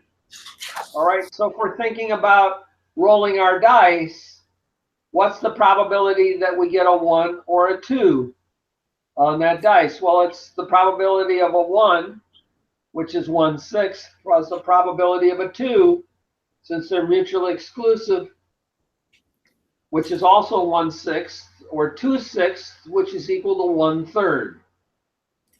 All right. So let's take a look at another empirical example. A sample of 100 employees is selected at random from the company.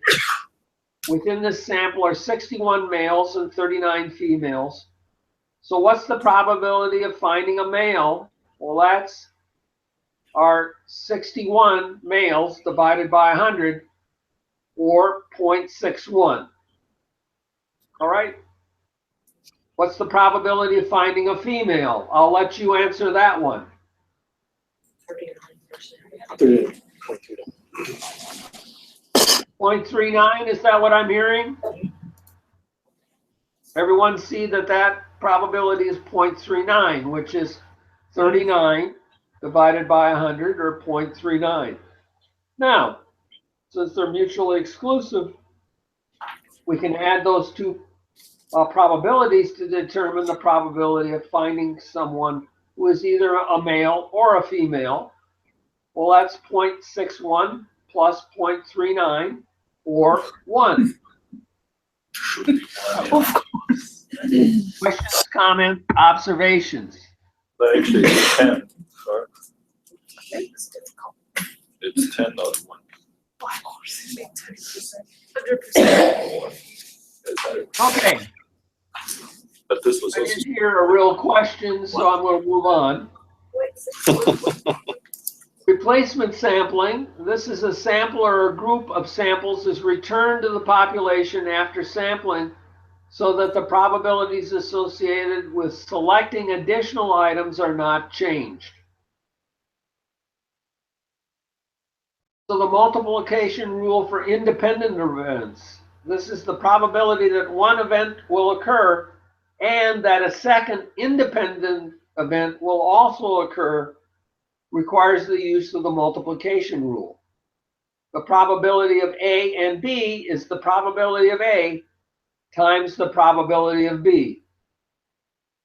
So if we're rolling one dice and one die, and we're flipping one coin, what's the probability that we're going to get a head on the coin and a 1 on the die?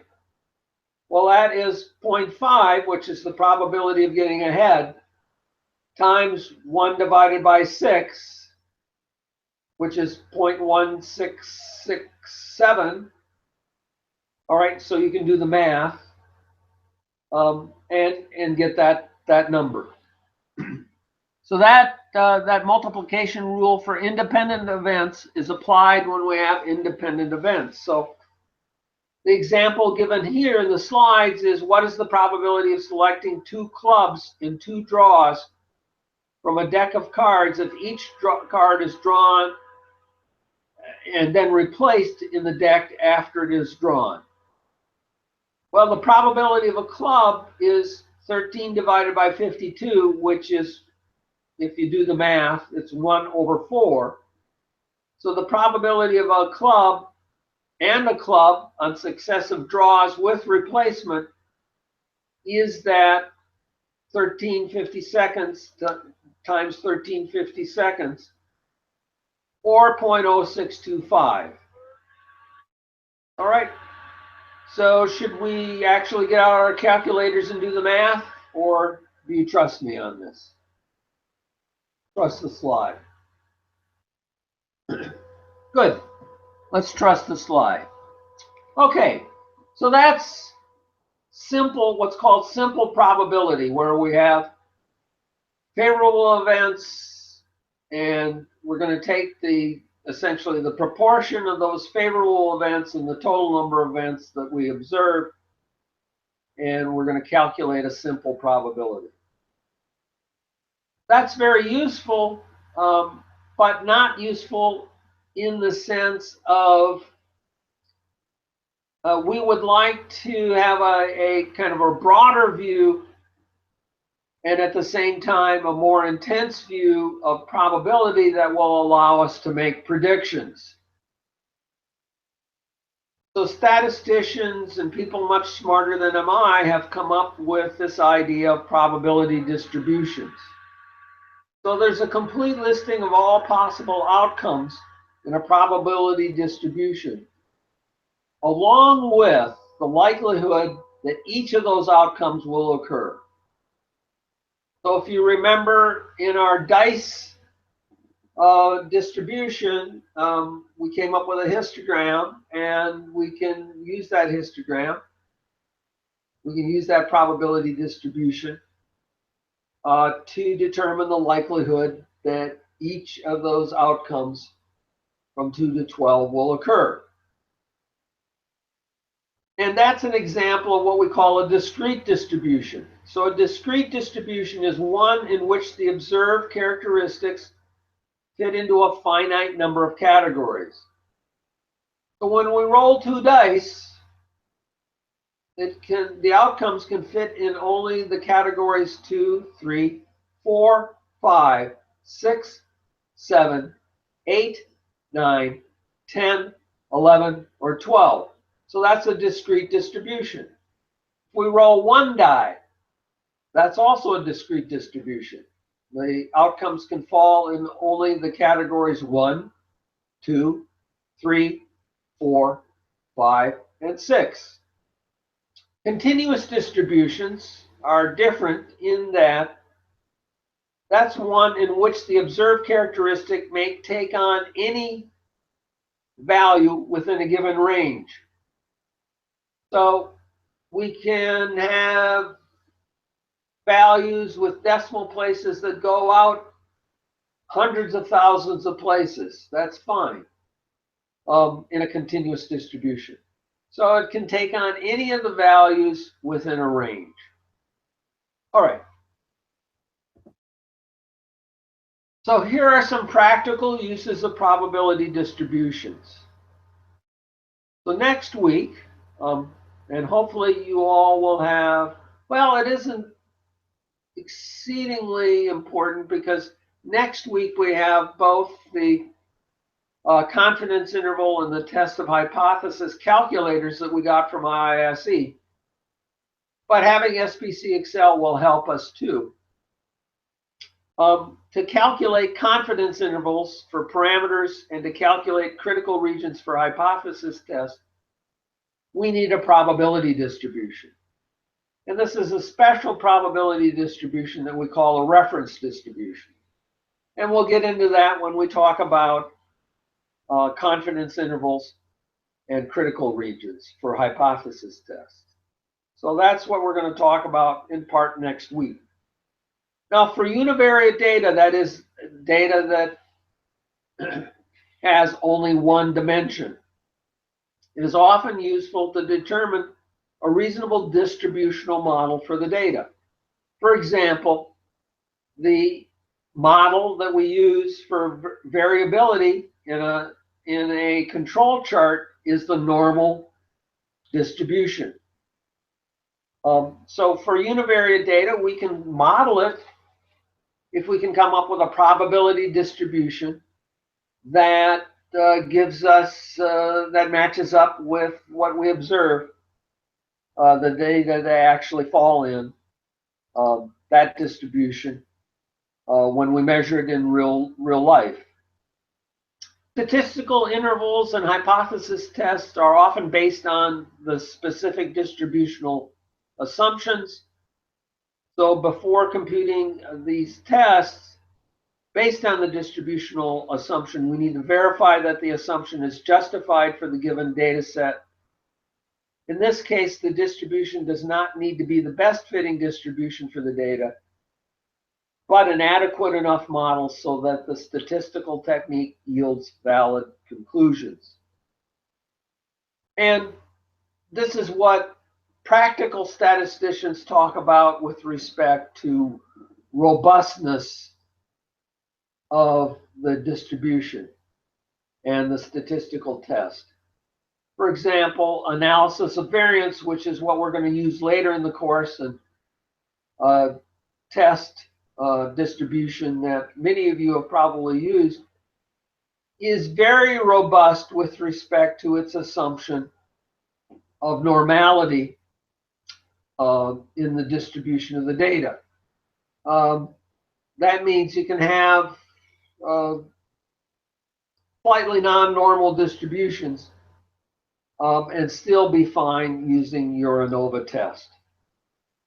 And then finally, simulation studies with random numbers generated from using a specific probability distribution are often needed. For example, when we simulate the change in our front office, at our doctor's office or in our clinic, we can use these normal and other distributions to actually run a simulated study that will tell us whether we've improved the situation or not. All right, so here are some practical uses of probability distributions. As a black belt, and in this course, we're going to use all of these. So let's talk a little bit more about probability distributions. The values of a probability distribution must be a number on the interval from 0 to 1. And the sum of all the values in the probability distribution must be equal to 1.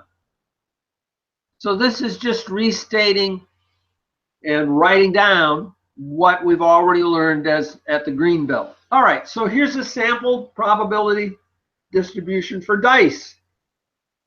And again, it's in data set 141. So we will bring up data set 141, the Excel spreadsheet. And it's already filled out there, so we will go through and use that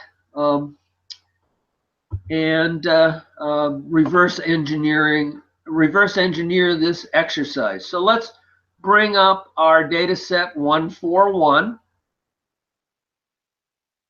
Can you email it for those of us who do not have it? Absolutely. So let me do that right now.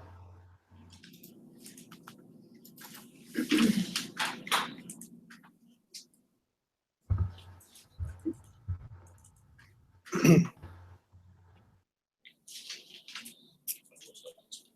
got that.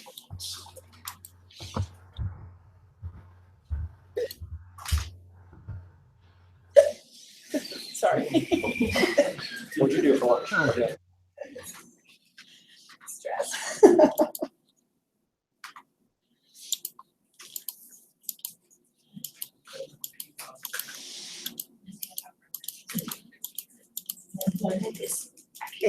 Yeah, it knocks you out, so that's why I'm not gonna do it. I guess somehow I was in there the whole time, but I'm just. All right, it's coming. It's just not feasible.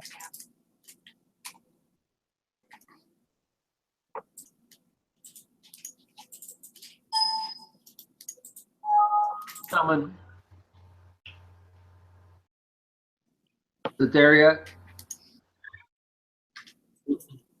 So all my kids over there yet?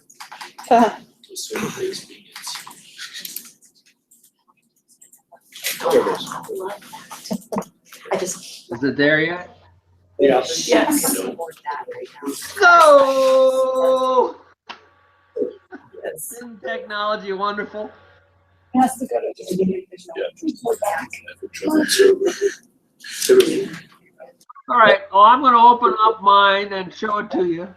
Hopefully you've got your, Chris, that's what Do you think? I'm sure about that. The Cheeto in the white. all right. No, I'm getting it in my hand. that was funny, you know. I don't know this.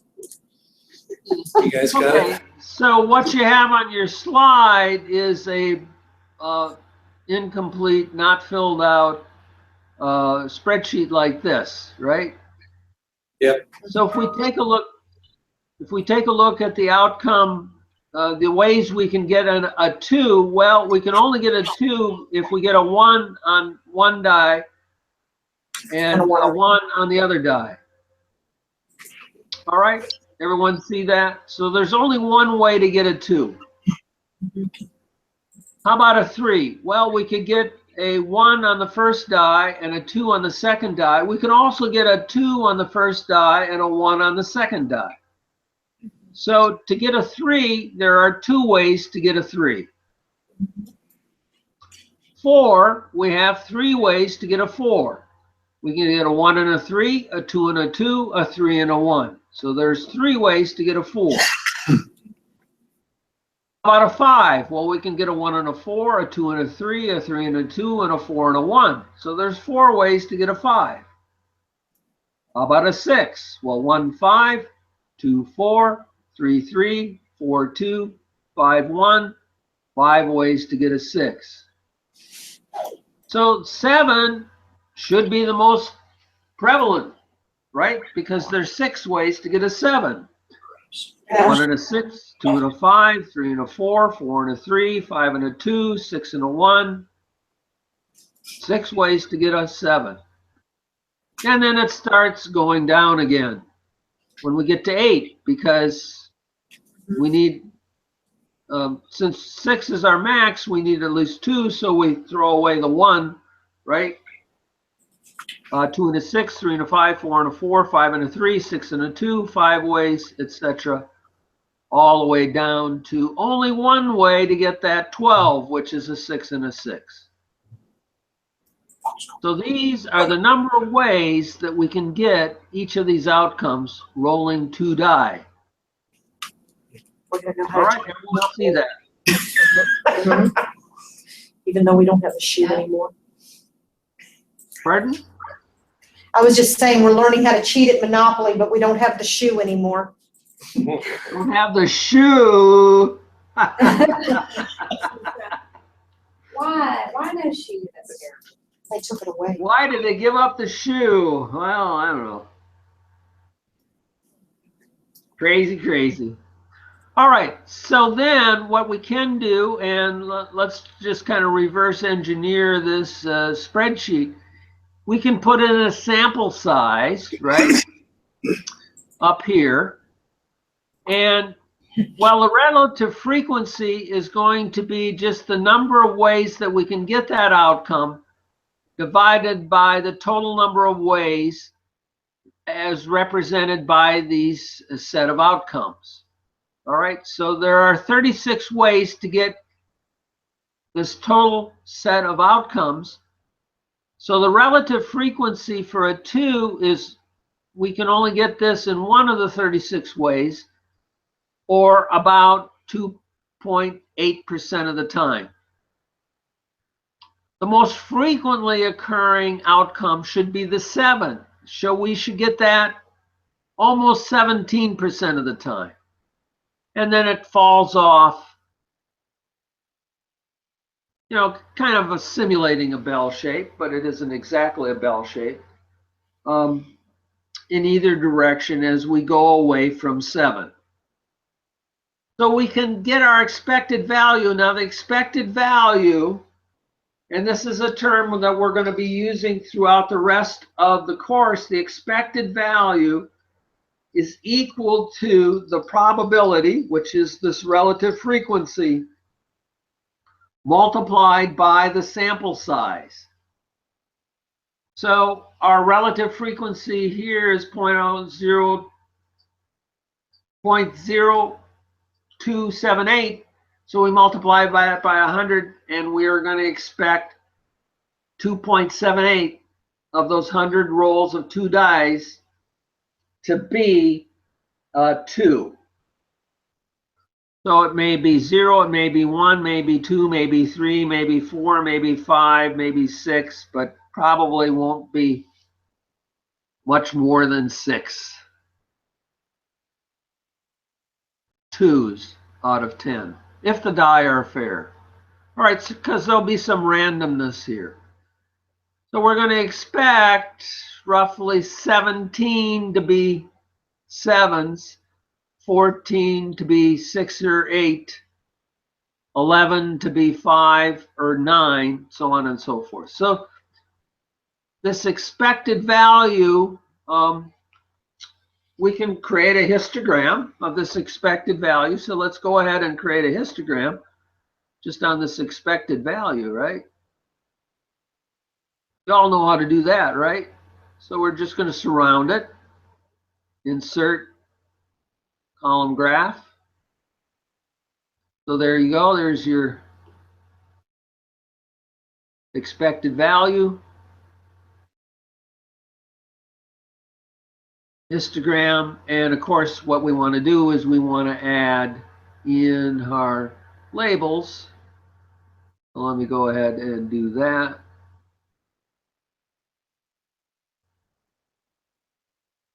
Now I've already been done in yours. Okay.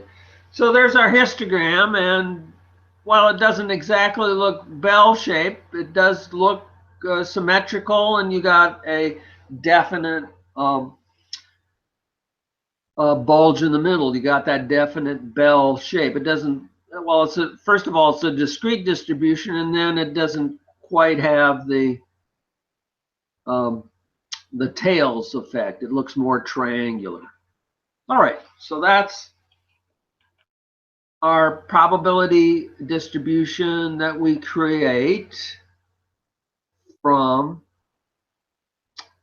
our dice distribution. All right. So questions, comments, observations, protestations about dice. All right.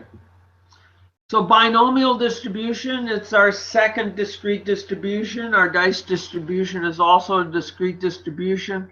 Showed you how to create the probabilities. So those were the probabilities there and the relative frequencies. Because if you add those all up, did we add those all up? Let's add those all up.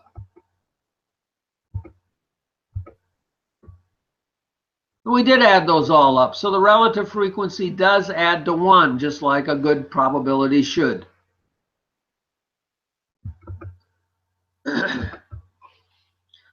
All right. So binomial distribution is a discrete probability distribution used in defining the probability of favorable occurrences in a sample.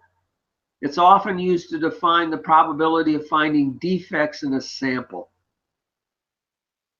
So each event must have a constant probability of occurrence, and each event must be independent of other events. So here's your binomial probability formula. It's n factorial divided by x factorial. Well, you can read it. All right.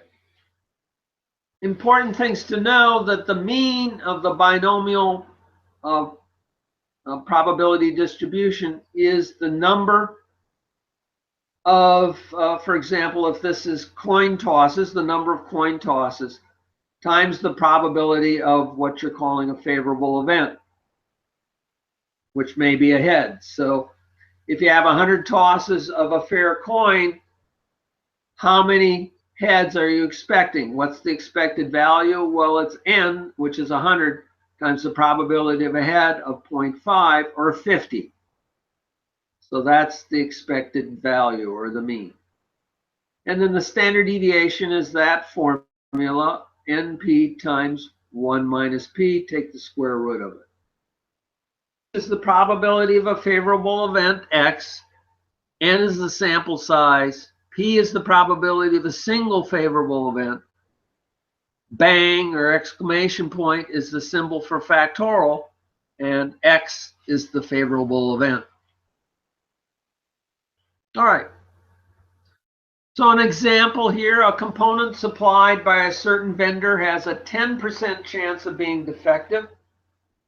Upon receipt of a sample of 10 is drawn at random. What's the probability the sample will contain 2 defects? Or 2 or fewer defects? All right, so because an item can be good or defective, this is the binomial.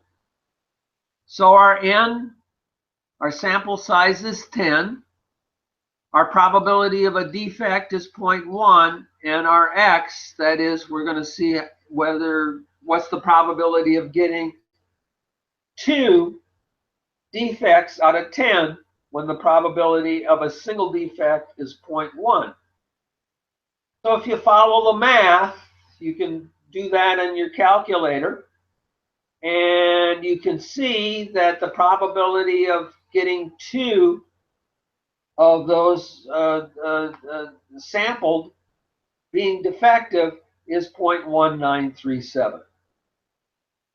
Now, since the formulas are long and the calculations are kind of monotonous and boring and done all the time, smart minds have put this into what's called a probability table.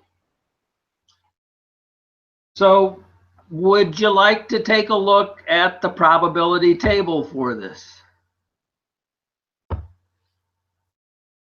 Or should we just go ahead and do the calculations? Well, we'll do the calculations in the slides. Take a look at the calculations in the slides. Or would you like to take a little sidebar and take a look at the probability table?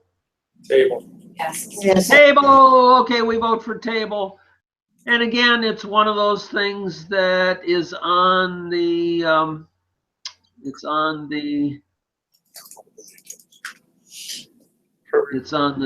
I call it the disk, so I need to send you that mail. Pardon? Zip file. Well, do you email it to us? I can email it to you, yes. I'll do that right now. today. So probability tables, the binomial distribution is right there. So let me get in my email. Where is it in the file, Rich? It's in the probability tables folder. Okay, And I'm going to send you both the probability table I'm going to send you a few of them.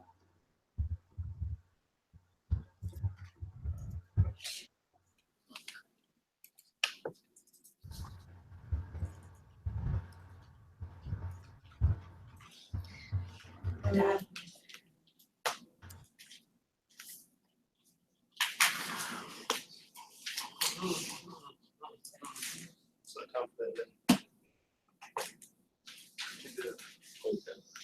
Show your chart on the side. I know. Forgot it. No other way to say it. Ran out with. I almost didn't bring mine because Oh, yeah. it's not run out, but it's like no. Yeah, I was about half charged when I got here, so I knew it was gonna go. I did bad. Do you wanna try mine? we're back to a whole bunch of charts. It's okay, I'll just look on. I think it's. Here in the States, we have to do it by using calculators. It's called Common Core. Oh, that ain't Common Core. It's not Common Core. Okay, so they're on their way to you. Unless I undo this message, I've inserted that delay in there after I sent an email that I didn't really mean to send at that particular stage of roughness. So there you go. They should be arriving shortly.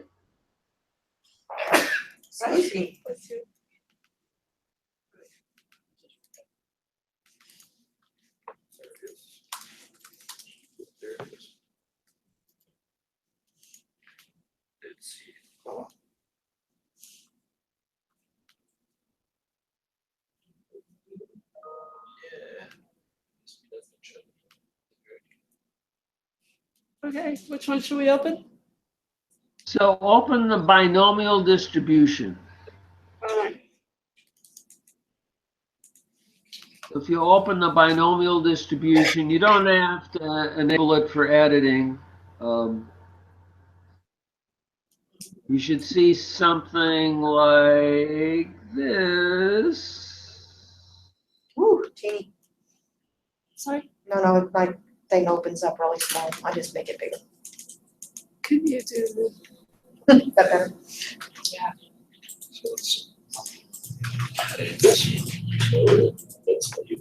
So the way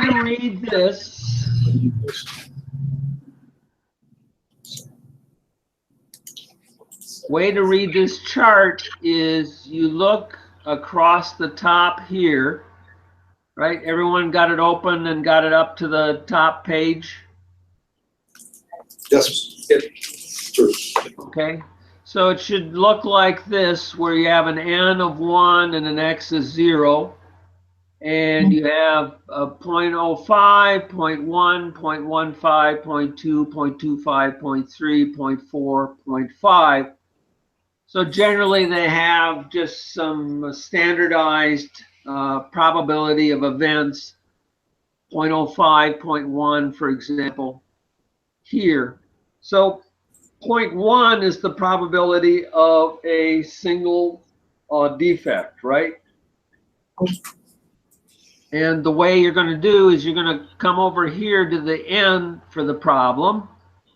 So you're going to scroll down till you get the n of the problem, which is 10, correct? An n of 10.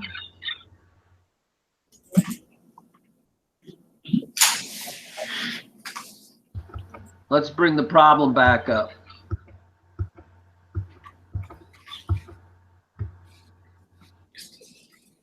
10% chance.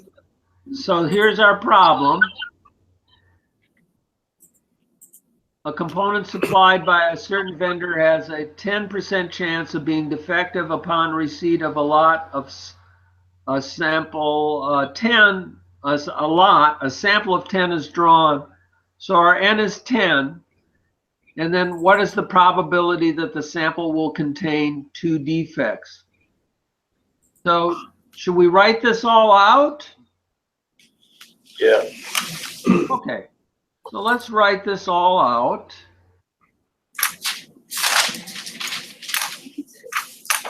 And let's see here now. I want to come back here. And I want to come over here. And oops, I want to stop screen sharing. I'm going to come over here. And I want to try something out. So let's go here. Here. And you all see that? No, nobody can see that because I got to do this.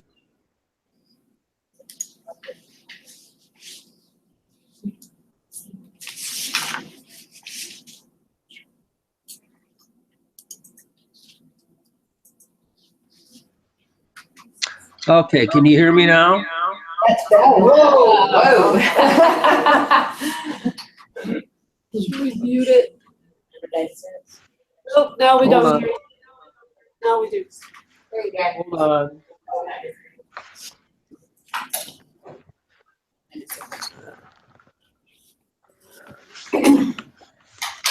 So is it still echo? Yeah. Okay. Yeah, let's mute. So if you mute, it still echoes. Okay.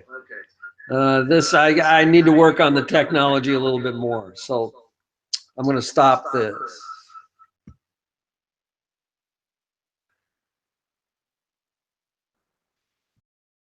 Okay.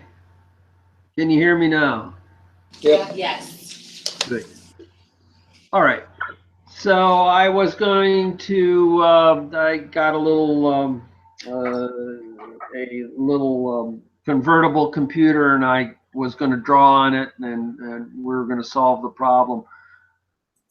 I have decided that using the webcam in the book crate just didn't really work out too well.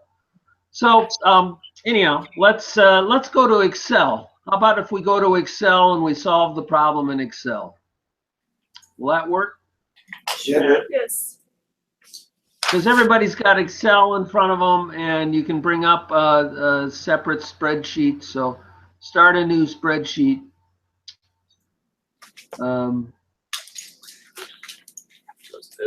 And then we'll just go back and forth between the spreadsheet and the table. Or would you rather just use the Excel function, which is what was used to create the table? Let's just use the Excel function. All right. All right, so I brought up a fresh spreadsheet, and I'm now going to be working on, oops, I need to start the screen share, don't I? Yeah. All right, we'll start the screen share. And I brought up a fresh spreadsheet here. And let's see, we're going to be working in what slide? What slide is this? This is slide 1-4- I forget. 17? Yeah. 17. Right, this is 1-4-17.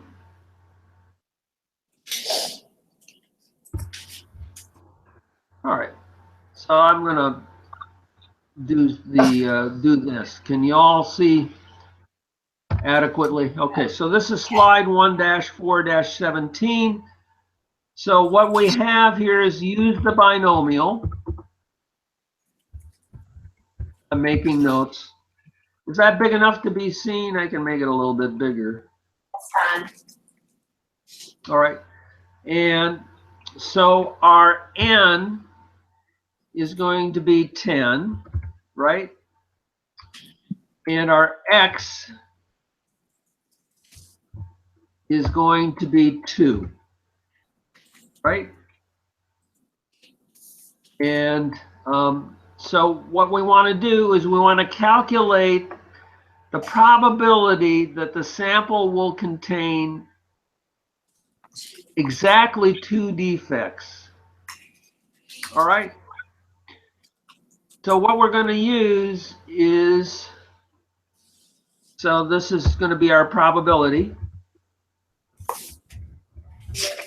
Our probability is going to be equal to, there's a formula in Excel, so I'm going to type in my equal to have Excel start a formula cell. Binom. So we got our binom dist and our binom inverse, and what we want is the binom dist. So we're going to call it binom dist, right? Left paren is the number of S. Oh, we forgot to enter a piece of data. So anyhow, we can do that just a little bit. All right. So no, I'm going to abort this. All right. So I'm going out of there. Sorry, Let's cut and paste. So this is the probability of a defect. So what's the probability of a defect? 10%. 10%, or in probability terms? 0.1. 0.1. Okay, so that's the probability of a defect. Then what is the probability? The binomial probability. So I'm going to call this the binom P. So the binomial probability, now we can enter our formula. It's equal to our binom dot dist, left paren. So we get a little tooltip here. Our tooltip says, okay, the first argument is the number S. So that's our X here. So we're just going to highlight that. So that's our X, comma, the trials, that's our N. So we're going to just enter in that cell, B4 in this case on mine, then comma, then the probability of a defect, probability of S is 0.1. And then one more argument called cumulative, and this can have a value of either true or false. So you could type in true or false, or you could type in 0 for false and 1 for true. And that's what I always do, because I'm in computing, and well, that's the way I always think about it. So what this indicates is, do you want the probability of that X is equal to 0, 1, or 2, or do you want the probability that it is only 2, exactly 2? So we want only in this particular case. So it is not cumulative, so we're going to enter a 0. All right, right paren, press enter. Voila. Now, so this is our used binomial, and in this particular case, this is the exact, what's called the exact probability. All right, now, what you have just done is actually created a simulator, right? Where you can enter any values here and get the binomial, the exact binomial probability. So let's say instead of two defects out of 10, let's say we were interested in 3 defects out of 10. So how would we change this? Well, we would change our X to be what? 3. 3. So let's do that. So, and of course it falls off. All right, because our probability of a single defect is 0.1. And so what would we expect would be the most likely outcome? 1. If our probability is 0.1 and we're going to measure 10, what would be our most likely outcome? 1. 1. 1. So let's check that out. So we'll start with 0. So 0 has a 0.35 probability. 1 has a 0.39 probability, so that's larger. 2, we've already checked, it's already falling off a lot. So 2 has a 0.19 probability. And then 3, it's really falling off at 3. And then 4. All right, so it's kind of gone away, and it's only a 1 in 100 chance or less, and 4 beyond, because we can check it at 5. All right. So the nice thing about doing this in Excel is that you can save these Excel spreadsheets and come up with a little kind of generalized calculator. Now let's say we wanted to increase the sample size, but still be interested in only X. What would we do in our calculator? How many defects? 2? 2. Exactly 2. How many samples? So what would we do? X will be 2. X would be 2, and let's say we wanted a sample size of 100. So, yeah, it's 100. So we'd make N 100, and voila, that's pretty unlikely that out of 100, when we had 10% defectives, we would only get 2 defectives. So out of 100, if we had 10% defectives, what should be our largest expected mean or expected X? 10. 10. All right, so let's check that out. So 10 is equal to 0.131.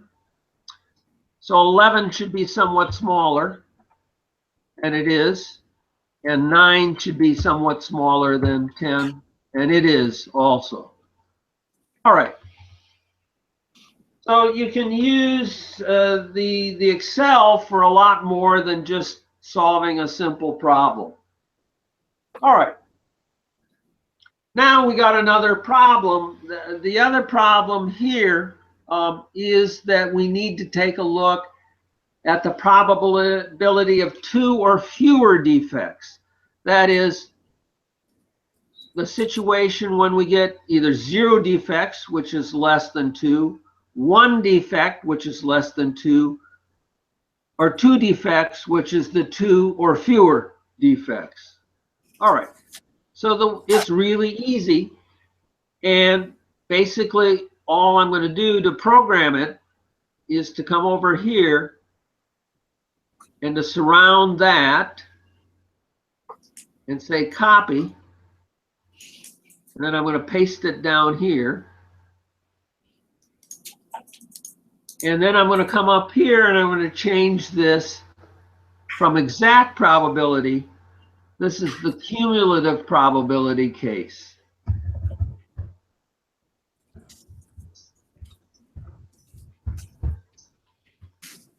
Oh, and we only need to make one change, one simple change in our program. Anybody guess what it is?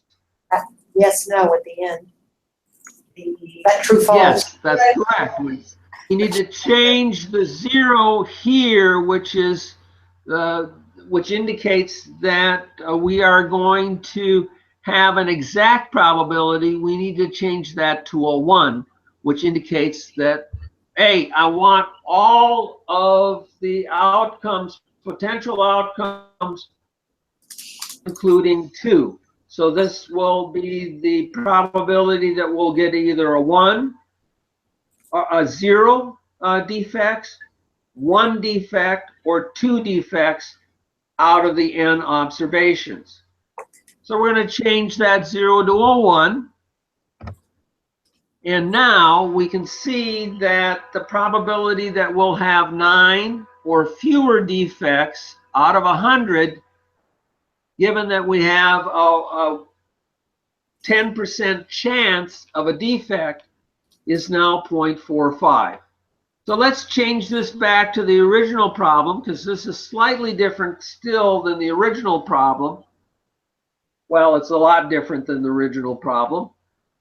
Because we need to make 2 changes. We need to change n to what? 2. 10. 10. 10. 10. N to 10. N is the sample size, but x then becomes 2, because that's the number of defects that we're interested in. So we can expect 0, 1, or 2 defects out of 10 when our probability of a defect is 0.1. 93% of the time, roughly. All right. Questions, comments, observations, protestations? So if you've got the cumulative probability and you have your x equals 2, then that also includes the probability that you'd have 1 error and 0 errors. Correct. 1 error, 0 errors, 2 errors. Right. But it includes the 0. That's what I keep trying to forget. That's correct. So let's test this out. So what I'm going to do is I'm going to use this calculator up here and set it up for our situation. And I'm going to start out with 0. All right. So this is 0. And this is 1. And this is 2. All right. So this is equal to 0. So this is going to be equal to, can I round it up to 0.349? I'm going to round it up to 0.349. All right, and then I'm going to put 1 in here, and that's going to be 0.387.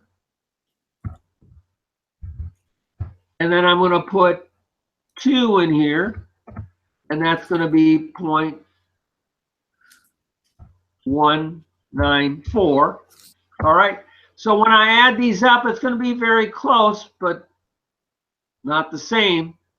0.93, right?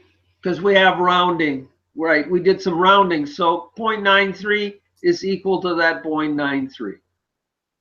And we can also, if we wanted to, we could come up, just as we did with the dice, we could come up with a graph of this, right? We could come up with a graph of our binomial distribution.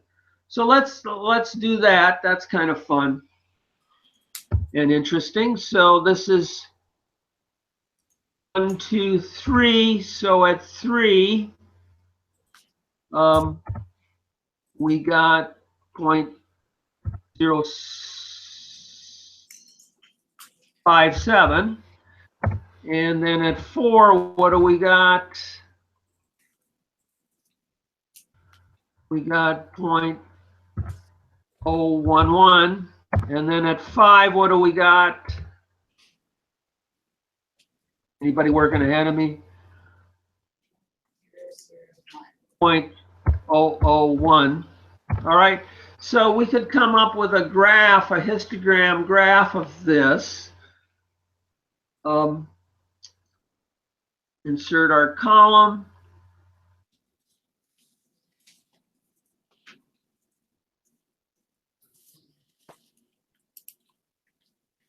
So, and we need to change our labels here.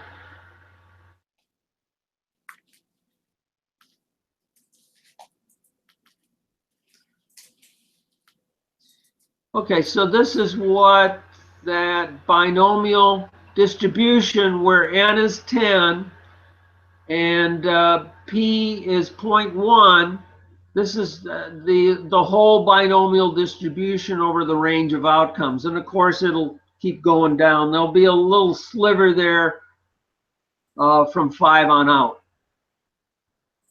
All right.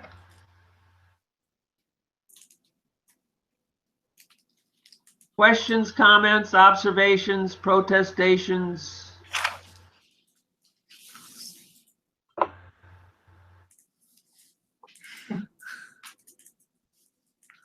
All right. So this, the next few slides show how to do it. First of all, in the plain old Excel. So this is what we did. Of course, you can use the formula entry wizard, and it will tell you well, the same thing as the tooltips. If you'd like, I'll start using the formula entry wizard. Anybody want me to use the formula entry wizard as opposed to just typing it in? What's the best way for us to learn and remember this? Well, how many of you are really up with Excel? You really like to just kind of type things in, or how many of you like to use wizards to Excel or stats? Wizard. I need a magic wand. A magic wand, okay.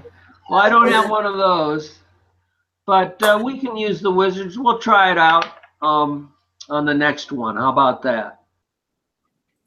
All right, and then the SPC Excel also has a binomial distribution, which is a somewhat more useful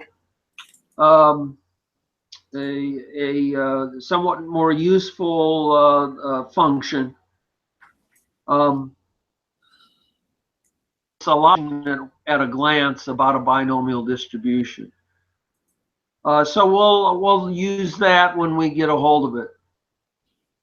Here's another example.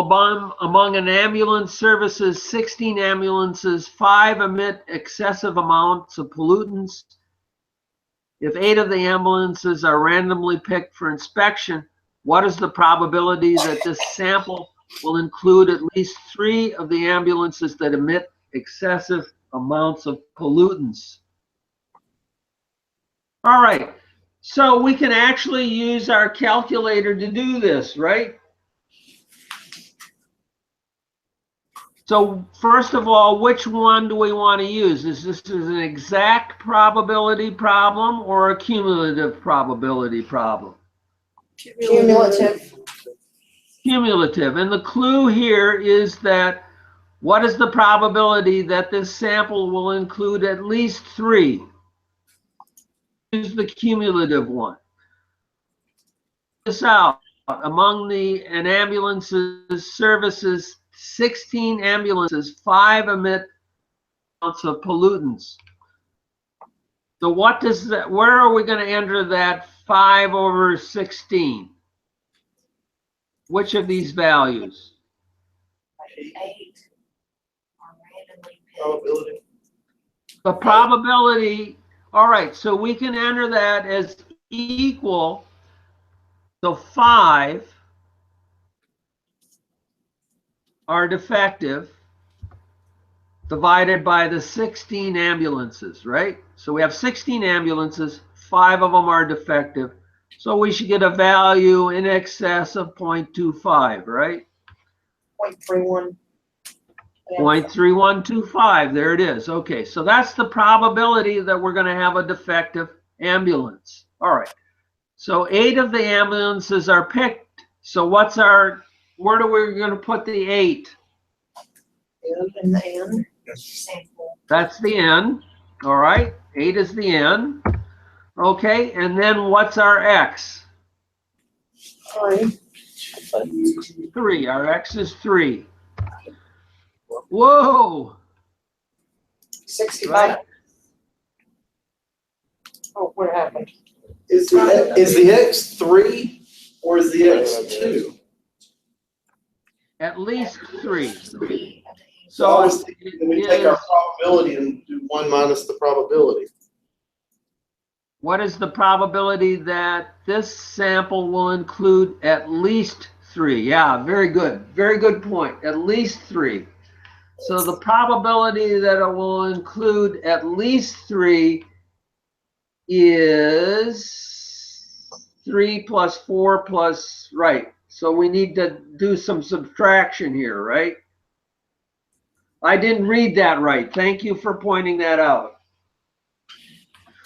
So let's see if they actually solve it. No, they don't actually solve it. Okay.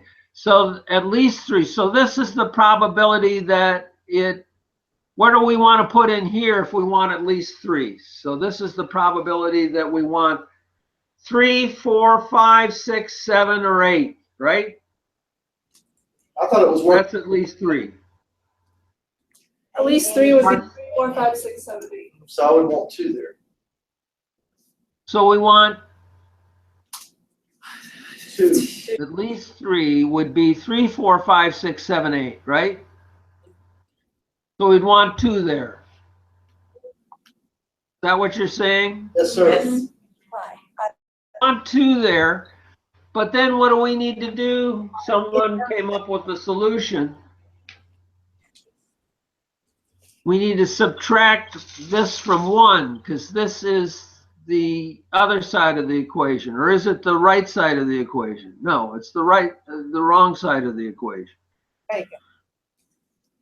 So we need to subtract this from 1. So the probability of at least 3, that is 3, 4, 5, 6, 7, and 8, is 1 minus the probability we're going to get 0, 1, or 2. Or, well, it looks like 0.48.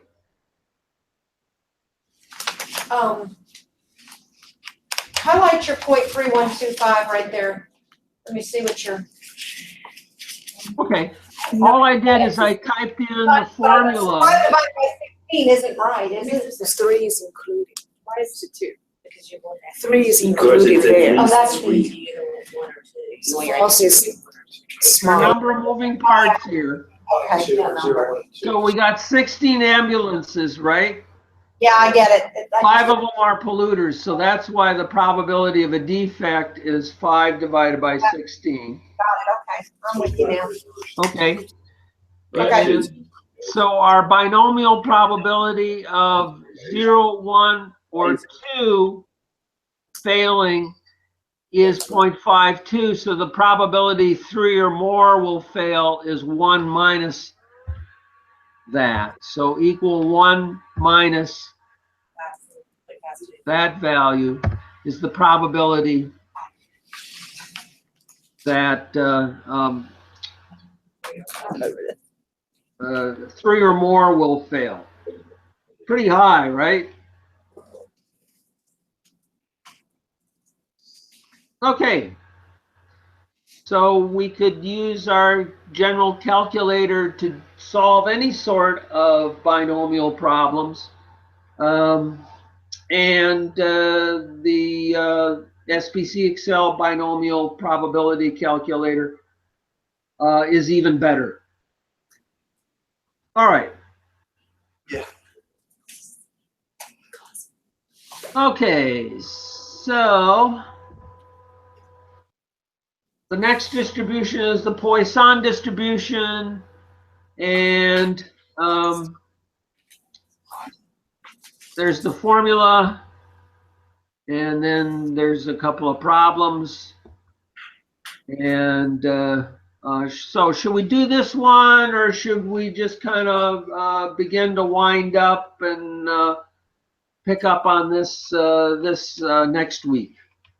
Next week. Got a little bit of time here. We can extend this. Good, I said next week. I don't think I've. Oh, no, come on. I'm over there. Let me hang some. No Who'd idea like what that- to extend the Poisson distribution till next week? Yay. Raise your hand. Who'd like to press ahead? Who'd like to press ahead? Somebody say something so I can see the room. I can see the room. Nobody wants to press ahead. All right. So we have 15 minutes of cool down. All right. Okay. So I got a few things to do over the week. And y'all got a few things to do. Hopefully, we'll all have a version of SPC Excel. Next week, it'll be interesting because, hey, I'm going to Disney. I'm presenting a paper at the Applied Ergonomics Conference, and we'll be broadcasting probably from my hotel room at the Coronado Springs Disney Resort. Invite Mickey to come to our class. And that where the alligators speak of skin. No, that was another one, but it was similar to that one. In that they have lagoons, etc. We're all. Right. That's the most expensive hotel on their property, I think. I don't know. Oops, did y'all see that? Very Oh swanky. boy, we got transients here. And we can have Windows 10 over Wesleyan. Get myself started. Yeah, Windows 10. Yeah, it's like a free. What do you want? You want this? If you don't. No, I just need All right. my Apple, so I have nothing. So we're gonna work on getting the. Doesn't work out. Doesn't work. I need to do it. And the other thing is boot camp is going to be We're canceled. gonna work on getting the SPC Excel, right? I think that's for you, Jim. Yes, we're gonna order it this week. I was just Okay. checking that we have everybody in the class that we're supposed to have, and we're not. Great, because I think that'll help y'all. And then I'm going to work on getting some additional histogram problems, and if you can refresh my memory, if anybody remembers what we talked about, I owe you at the beginning. I'll work on getting that. If nobody remembers, I'll review the tape or the YouTube, and because it came up early, and I'll figure out what I owe you. I'll get those out there on the e-learning site. If you keep up with the extra problems, etc., in the e-learning site as you go along, that would be a good thing. I can see that not all of you have been logged into the e-learning site, or at least active. So that's something that I would highly recommend that you get conversant with, and maybe if you need a little bit of tutorial, etc., maybe we can arrange that to take place in a convenient time there in Macon. I can help you out online. We can have a little chat together in the comfort of your home or your office. And like to get everybody going. Sure. And so what do you think so far? Is it settling down in your mind? Are we making progress? Yes. Yeah, we just need to practice.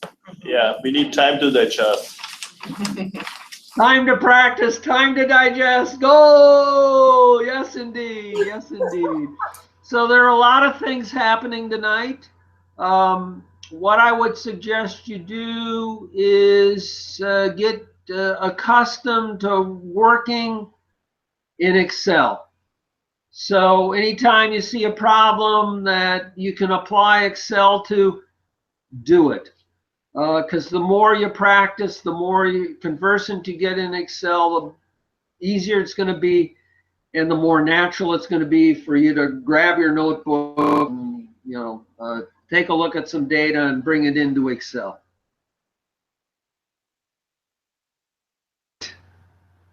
So I'm glad progress is being made. I'm glad it's getting more comfortable and maybe confident in your minds, the more you. Okay. Oh, we hear you. We hear you, we I just got can't see you. Leslie? Hey, can you see me now? No, but we hear Wait, you. there you are. Oh, there. Wait. You sure? Samantha? See me now? Samantha? Yeah. Can you see me now? There Can you hear you me go. now? Elizabeth? Hey, okay. So we're getting a windstorm whipping up here in Roswell, so I'm gonna say In the closet. good night before I lose my internet router and then lose the recording too. So we'll see you next week from Disney. Have a great week. Bye, Rich. So you understood the early part of the